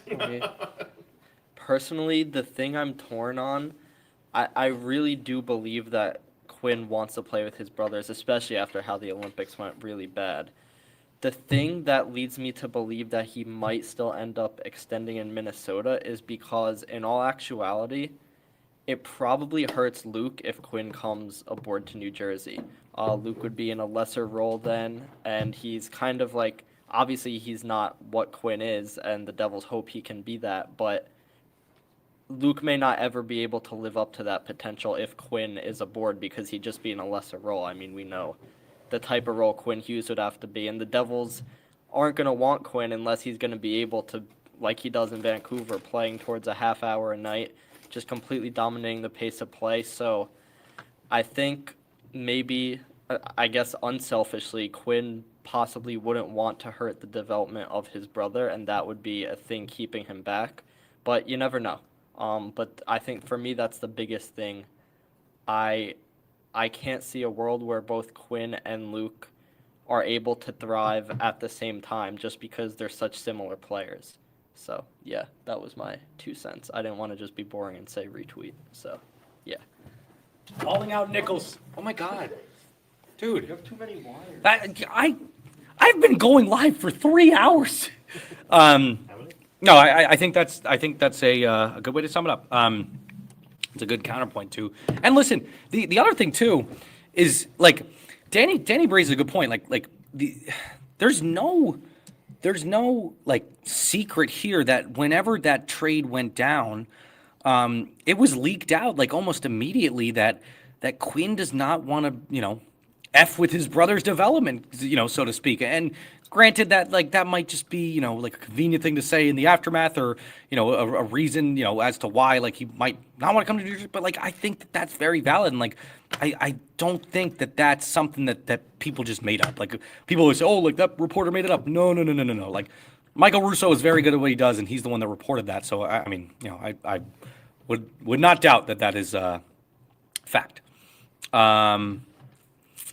All right, let's see. Another super chat. Bokers, send another one. Can someone check the sushi bar in the M Lounge to make sure Fitz is tracking the deadline? My goodness. Good jokes there. Good jokes there. But Fitz, I'm sure, is working hard. I'm not kidding. All right. Okay, Shen waived his no trade clause to accept the deal to the Islanders. Mike Quinn says, "Do most press rooms look like the ward from One Flew Over the Cuckoo's Nest?" Listen, I mean, you don't need a magnificent press room. I think this is fine. Dan Ulrich, Jack needs an offseason where he's healthy. Need another 15 pounds. Knock on wood, like this might be the season, the offseason that he gets to that point. The other, like, with Jack doing like this media tour and everything like that, like, you know, if the Devils got out, like, and were like really out of it at one point, hot take maybe, but like I would consider like just saying, listen, shut it down, get a head start in your training this offseason, become a freaking beast, ride this momentum into next year, and show people why you are the golden goal guy. JMB, so funny how the Fitz haters want him to make moves so badly. I mean, I think people just want action, man. Critter, we are tied for XP right now. We are definitely neck and neck.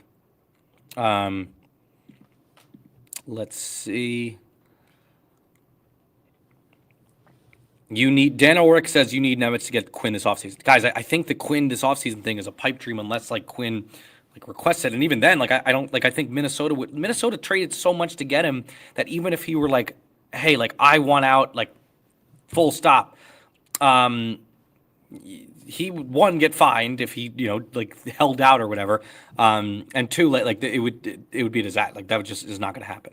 I don't think that you're getting Quinn this offseason.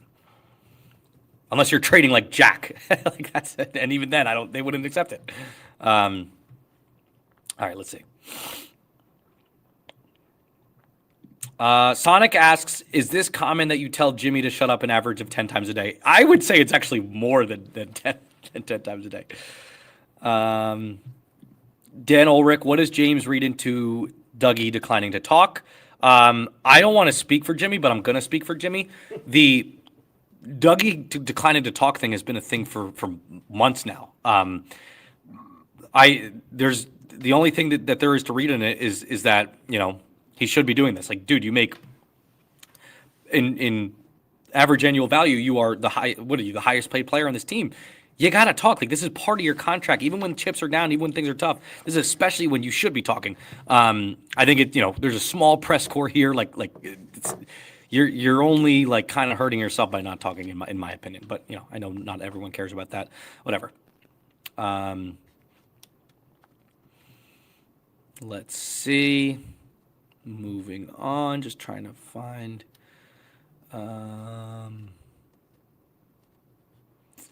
Sorry, just trying to find a good spot to where we can get a little more current with the comments. Trying to find a good one. 8 by Night. You guys should order Go Curry from 1 William Street. It's right there in front of the Peru. It will raise everyone's spirit. Tell her I sent you, Christopher. Awesome. That's good to know. I'm not that hungry right now, to be honest with you. I don't know about you boys. I feel like the caffeine and the and the old, adrenaline of trade deadline day is kind of keeping me from. And we also have a lot of snacks in here and stuff like that. No thanks to Nichols, because me and Danny brought in some big ticket items, and Nichols just brought in chips. No, I'm joking. Nichols actually brought some really good chips in. I would have done without the pretzels though. Who cares? Dennis Springer. True about Lindy. Lindy's Devils were at least exciting to watch and never felt out of any game. Keeps Devils go down 1-0 and the game feels over. Perfect way to sum it up. And that's, I've said this on stream too, in these post-game streams, which if you are not subscribed, you should be, because we do this after every game. The Devils, the biggest crime about the Devils is not that they're bad this year. That's a big crime, don't get me wrong. But it's that they're boring. They're really not even entertaining to watch. This past week, I will concede that they have been, at least more fun to watch than in weeks past. But come on, what are you guys sending? Mm-hmm. What's in the group chat? Just somebody making a comparison to. I'm sorry. Are you in the group chat comparing Kovacevic to somebody on the World Baseball Classic? No. No, he is not playing in the World Baseball. Oh, jeez. Okay. A baseball writer quote tweeted. Okay. Kovacevic Okay. in a baseball analogy. Okay. Pulp Mystic, need to ask Fitz why he didn't pull the trigger on Quinn if it wasn't the money. Don't worry, we will do that. D. Hurwitz Esquire, did any players leave practice with a go bag? Probably not. Probably not in your vision, right? Can I say it again? Did any players leave practice in like a go bag? No. Yeah, yeah. I think they would shield that from us anyway. Again, I'm in the building, but I didn't go to practice day because I've been hanging out with my friends. Okay, all my friends, all 103 of you. Critter, Fitz making an AHL trade, then taking a victory lap. We'll see.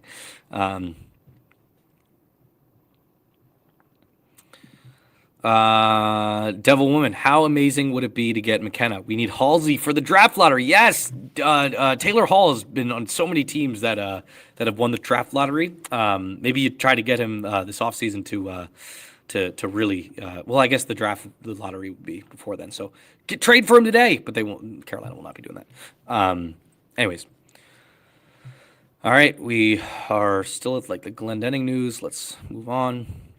Devils 135. Maybe David Blitzer should speak and not Fitzy. David Blitzer should speak on the current state of the team in general, but I don't think he will. Edgar G. I'm in the keep Nemec camp. What realistic top six winger or center is available for Nemec anyway? I guess the realistic names would be Kyrou, Thomas. Who else? I mean, there's weird like Jason Robertson noise, but like Dallas is really good. Like I don't see them doing that. Nyes, sure, yeah, Matthew Nyes, whatever. All of these would fit the mold, but are these needle? They're needle movers to me. Like I feel like all these names would be Probably more options in the summer. for sure. Thank you, Ethan. Thank you, Ethan. What would be also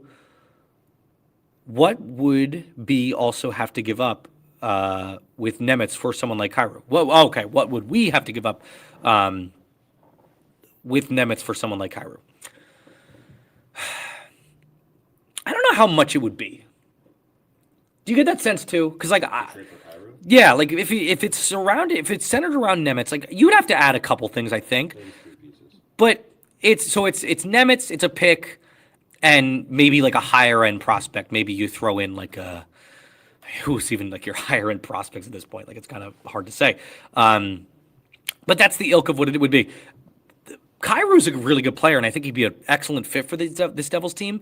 But there's also been times where like he's been healthy scratched by the Blues. Like there's been it's been a rocky, bumpy tenure for him with the Blues. Like, and there was even the thing with when Berube got fired that he had those weird comments where afterward, like it's kind of been a rocky tenure for him there. So I wonder what his value is league wide. But I just know that based on based on the Colton Parayko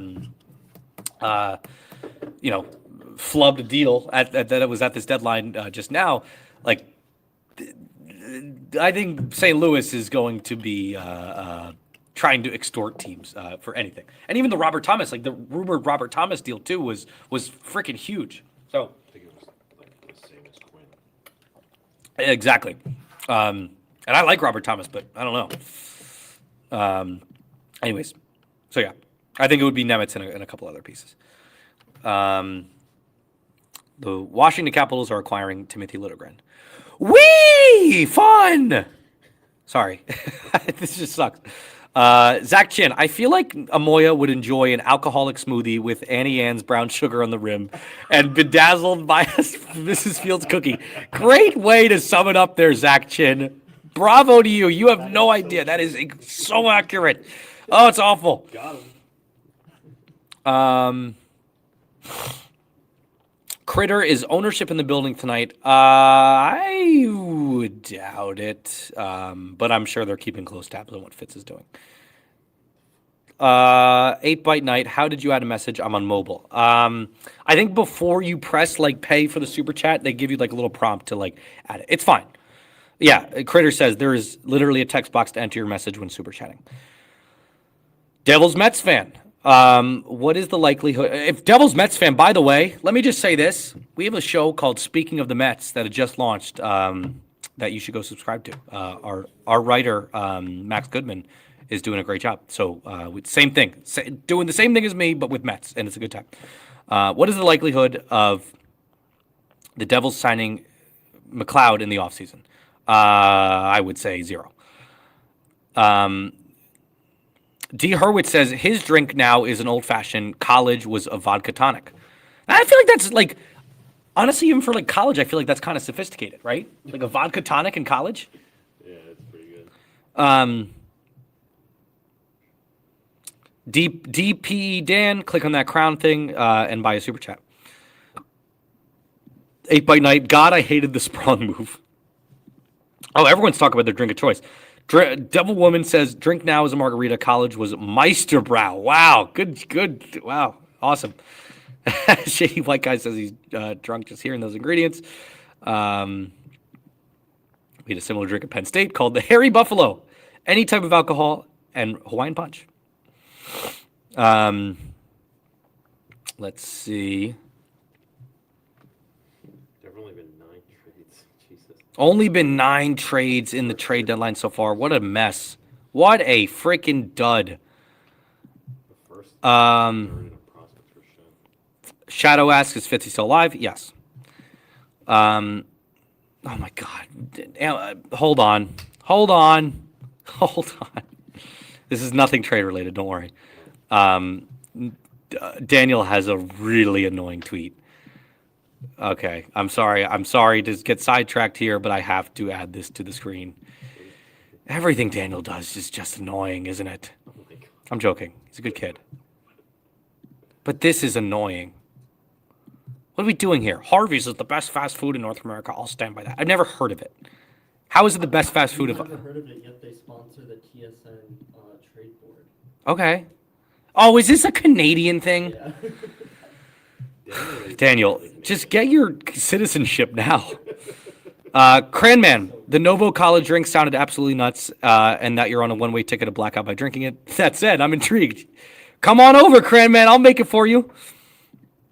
8 by Night, Sopranos, or Breaking Bad. I'll go Cheers. LOL. I think it's 2 different types of shows because I feel like Sopranos is more like enjoyable to watch because it's kind of like, especially in the earlier seasons, it's like kind of lighter to an extent. Then it takes a really dark turn.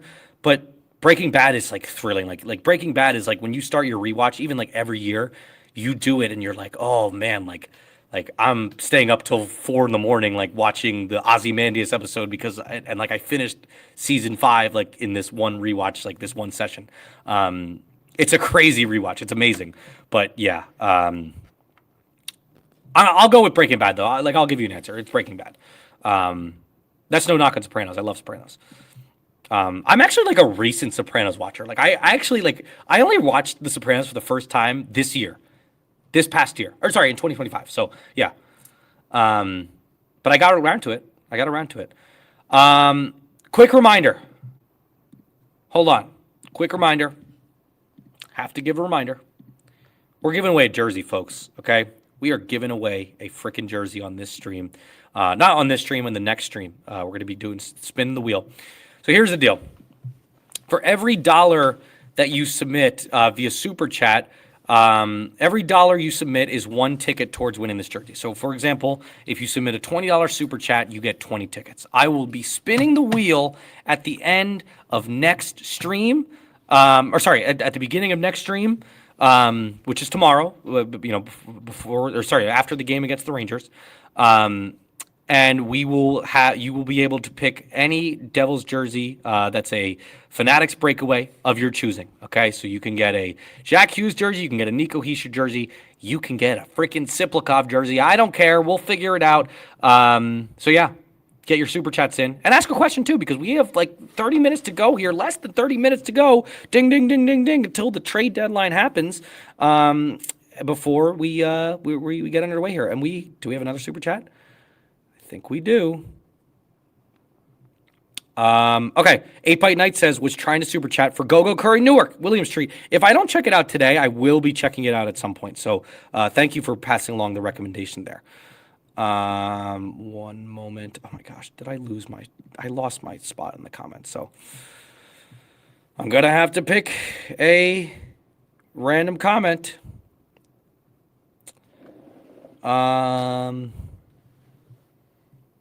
Devils Mets fan, why are you wearing sunglasses on your hat while inside? Here's why. Okay, here's why. I'm not even kidding, because I did this one day. Like, I was like driving all day, so like when I came to the Prentice Center at night, I was still wearing my sunglasses. Now, and like Nichols got so mad when I didn't take them off. So I have done this, no exaggeration, every single day since. Every single day since. So it's just complete rage bait. And I think it was 8 Byte Night that said that it looks good. So you know what? I'm following 8 Byte Night's fashion advice. The timer just got stuck on 6.9. What? The timer Nice. behind you. Oh, did it? Yeah, like it was just going and then it just got stuck. The timer back there is stuck on 6.9. Nice. Nice indeed. Where the hell was? Okay. We're having fun. We're having a good time. We are having a good time. Just pick a random comment.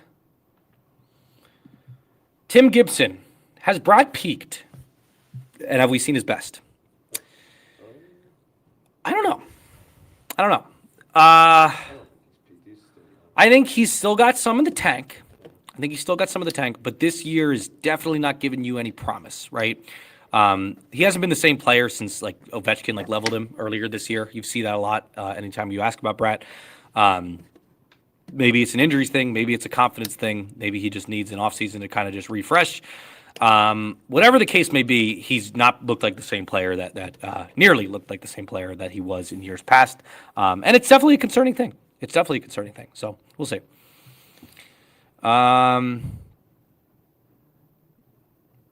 Critter says, I think Brat works with competent coaching. Sure. Devil Woman. Brad has definitely fallen off. My feeling is that he's dealing with a hush-hush injury. Yeah. I mean, it's a good hunch you have there. Tyler Rodriguez. I wasn't here all the time, but how do we enter the jersey giveaway? Thank you, Tyler, for bringing that up. As I just mentioned, every super chat, every dollar you submit via super chat is one ticket towards winning the jersey. Think of it like a 50-50, right? So, for example, if you submit a $20 super chat, you get 20 tickets, and I will spin a wheel at during the next episode, which we will go live tomorrow to do. And that's when we will spin the wheel to pick our winner. And then when you win, or if you win, you have 72 hours to reach out to me. I'll reach out to you first. I'll try to reach out to you. If I can't reach out to you, you have 72 hours to reach out to me. And I will pick a winner. And if not, if that person doesn't reach out to me, I will keep spinning the wheel until I find somebody that does reach out to me. So we'll figure that out. And you can reach out to me via Twitter DM. You could reach out to me via... you can just at me on Twitter, do whatever the case may be. But yeah, that's how you enter the thing.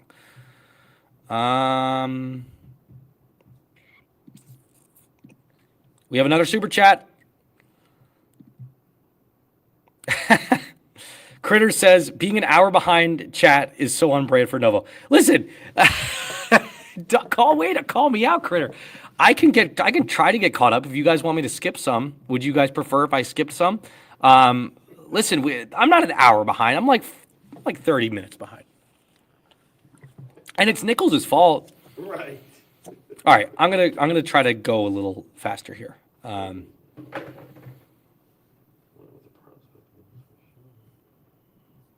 Blues and Islanders are staying in the same hotel right now. Are they? Is that what the Blues and Islanders are apparently in the same hotel right now? That's amazing. Just gonna walk across the hall. That's hilarious. Where are they playing?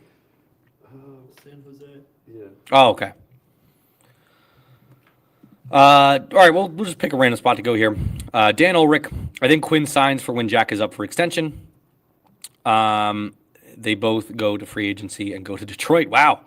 Unless we start winning soon. That's the big key is like, why would the Hugheses, who you already have one Hughes that left his destination for lack of winning, why would he want to go to an organization in the Devils that have done nothing but disappointed the past couple of years? Let's face it, like that's the reality for the Devils right now. Like they've been nothing but disappointing over the past several years. So like, why would we trust them to do to want to come to an organization other than the fact that of course two of their brothers are here? I get it. You want to do that. I mean, we've said for a little bit here that the one thing that might save the Devils, ironically, is the Wild winning the Stanley Cup this year. Because it's like, that's like the ultimate goal in hockey. If you do that and you win the Stanley Cup, it's almost like, all right, like I accomplished all I needed to do here. I'm going to skip town and go to New Jersey to be my brothers because I've done everything I wanted to accomplish in my career? Or does Quinn look at it like I want to build a dynasty here? It's all, part of the equation there, but everything that's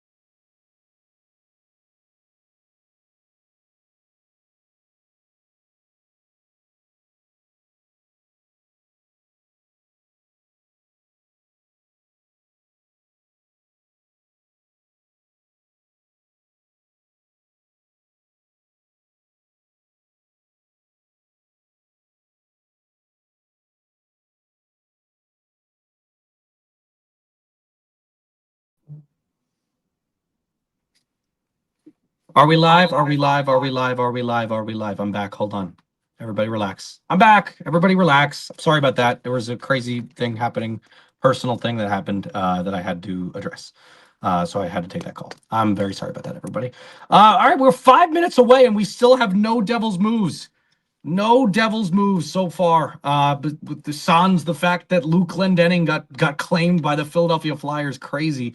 Woo, yeah. Again, very sorry that I had to take a quick little delay there, but we are back, everybody. Let me catch up on the super chat. Let's tweet this out. 5 minutes to go. Will the NJ Devils make a trade? So let's get the pulse of the fan base right now. What do you guys like? Are you happy that they haven't made a trade? Are you sad? Are you upset? What's the mood right now? Sorry, let me just plug this in. Check 1 2. Okay, we're good. Again, oh, can you guys hear me now? Is there sound? Any sound? Somebody tell me, Critter, are we good? Nichols, check my sound. I think we're good. Yeah, we're good. Okay, perfect. Yeah. So again, five minutes to go. 4 minutes to go now. Devils still have not made a move. Sans the Luke Glendening move, which you know you could. Whoa, yeah, great, incredible. But yeah, nothing going for the Devils. Is this a good thing or a bad thing in your eyes that the Devils have not made any moves? Let's see. Okay, we forgot a super chat here. DPE Dan. Speaking of drinks, what 2 players would you drink with? Good question. We'll do this just to pass the time. Brendan Dillon, easy. Yeah, that's a really good one. Brendan Dillon and Paul Cotter, but I'll try to go away from Nichols. I'll go Brendan Dillon and who else? Cody Glass is a really good one. Connor Brown. 2 good ones there. Okay. Even if Fitzy's gone, how do you not move the pending UFAs? Like that's the thing. Like, is this a matter of them not wanting to move the pending? Or has Fitzgerald just not been given permission to move anyone? Like, is that the circumstances that we're dealing with here?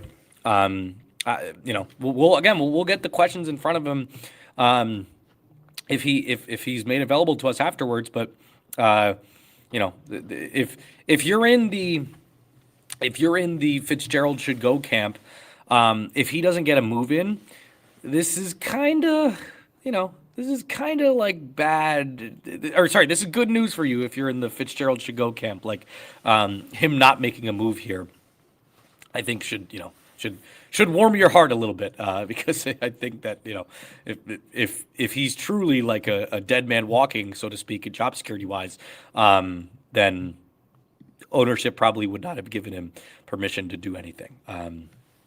Or maybe they're like, you know, maybe he did try, and maybe we'll get some crazy moves this summer based on, you know, Fitzgerald being a desperate GM. So yeah. Anyways, how we all doing? Again, sorry that I had to leave for a little bit. I had to attend to a personal matter, but it's all good. We're back now. There's 115 of us. Me and my 115 closest friends here. I guess 117 because we have these two these two dirt bags right here to my left and to my right, James Nichols and Daniel Amoya. We're all having a good time here. Trade deadline day. Devils again have done nothing so far. We have done more than the Devils have so far because we're giving away a jersey, guys, and I'm sure you guys have heard about this already. If you haven't, if you submit a super chat, you get a chance to win a jersey. Okay, basically for every $1 you submit via super chat, it's 1 ticket towards winning the jersey. I'm going to spin a wheel to have, you know, to select a winner at the end, not at the end, sorry, at the beginning of next show, which will be tomorrow after the Rangers game. So get your super chat in. Again, it's like basically if you submit $20, you get 20 tickets towards the wheel. So that's basically how it works if you want to submit a super chat. If you want to get a free jersey, a free Fanatics breakaway jersey of your choosing, Devils jersey, then you can get that. Let's see.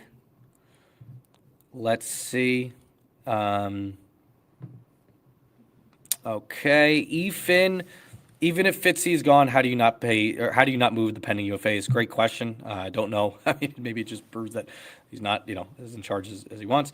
Dan Ulrich, only way I forgive Fitz is if he comes out to his presser in cloud face bait. I don't believe that happened. By the way, it's 3 p.m. It is 3 p.m. The trade deadline is officially here. Trades could still come through. We still could see some action moving in here. We'll find out. Jimmy, make the text. Try to find out if the Devils are done for the day. I cannot. What's that? It's already out. What? I already texted. Okay, cool. So we'll find out soon here, soon enough here, if the Devils are done for the day. I would be doing that if I could check my phone right now, but I cannot. Because my phone is the one that's recording, so whatever. Let's see. I don't believe that Fitzgerald will be doing that, by the way. Brian Englishman, no point in making desperate move this deadline. Fire Fitz and make moves in the offseason. If the Devils, do make a GM change, then you certainly will have a. It'll be something, man. This next GM, if they do make a GM change, will certainly have a lot to work with. I think like this is. Will be one of the more attractive offers, attractive jobs. Sorry, it's just like a smudge on my camera. I got to fix. Out there on the market, certainly will be. Grits and Cotter, talk about Devils you'd like to drink with. Critter, no matter how you cut it, this is inexcusable. Look, I'm with you. Like I'm with you in the sense that Fitzgerald should have made a move. Fitzgerald should be selling off. But it's all, again, this all goes down to one of the, questions that we're going to surely ask Tom Fitzgerald today is what assurances have you been given about your future by ownership? And if he kind of scoffs at the answer, if he, sidesteps the answer a little bit, then we know that Fitzgerald probably has not been given any assurances. And that's probably why you're in this situation right now. Anyways. Justin Falk to the Red Wings. There's one of them that's trickled in past that at the 3:02 mark. So we'll see. Critter, Ryan's car was getting towed. No. My dad says the 174.99. 174. John Papaneer, how do I do it? You submit a super chat. 8 Bite Night. I think Brad has peaked. Drop him to the second or third line would help the entire continuity of the team, in my opinion. I don't think he is the guy kind of player. Astute point. I mean, we'll see. But that's, it's just he's still young. And I think with good coaching and the chemistry that he had with Jack earlier this season. By the way, Tom Fitzgerald will be speaking at 3:10 p.m. So I am going to, whenever this is done, I am going to Bobby McMahon to Seattle. Okay. So some trades still trickling in. I would hate to end the stream here because we really do have to get prepared for this Fitzgerald thing because he will be speaking in 8 minutes here. Presumably that means the Devils are done. We'll see if anything trickles in through. But guys, this was a lot of fun. I mean, we went for 4 freaking hours today. I know there were some breaks here and there, but gosh, this was a blast. Thank you all for tuning in, being so active in the chat, sending all the super chats. I cannot thank you enough for that. We will, it was a disappointment, I think. I think that we wanted to see at least some sort of sell-off for the Devils. Again, we leave room to reserve, we reserve the right to leave room for the Devils, a move or two trickling in to the last minute here, but doesn't sound like that is likely at this juncture. Tom Fitzgerald should have at least sold some pieces here. That's a massive letdown. But again, I will tell you what. After this Fitzgerald press conference, we will be going live yet again to, like we did the last Fitzgerald press conference. We will be reacting to Fitzgerald's press conference, and we'll be watching it together. So that'll be a lot of fun. Guys, until then, so we'll be going live. Tune into that. It'll be a good time. But until then, and we will be doing this little wheel spin at the end of, next stream that we do, which will be post-game tomorrow. So Saturday, post-Rangers game, that's when we will be doing the wheel spin thing. So tune in for that. If you guys submitted your super chats, we will get you your jersey, and we will be in contact about that. But until then, until we go live in what is it, like an hour here or whatever after this Fitzgerald presser, for Ryan Novozinsky, have a great day, everybody, and I will talk to you guys soon. Bye bye.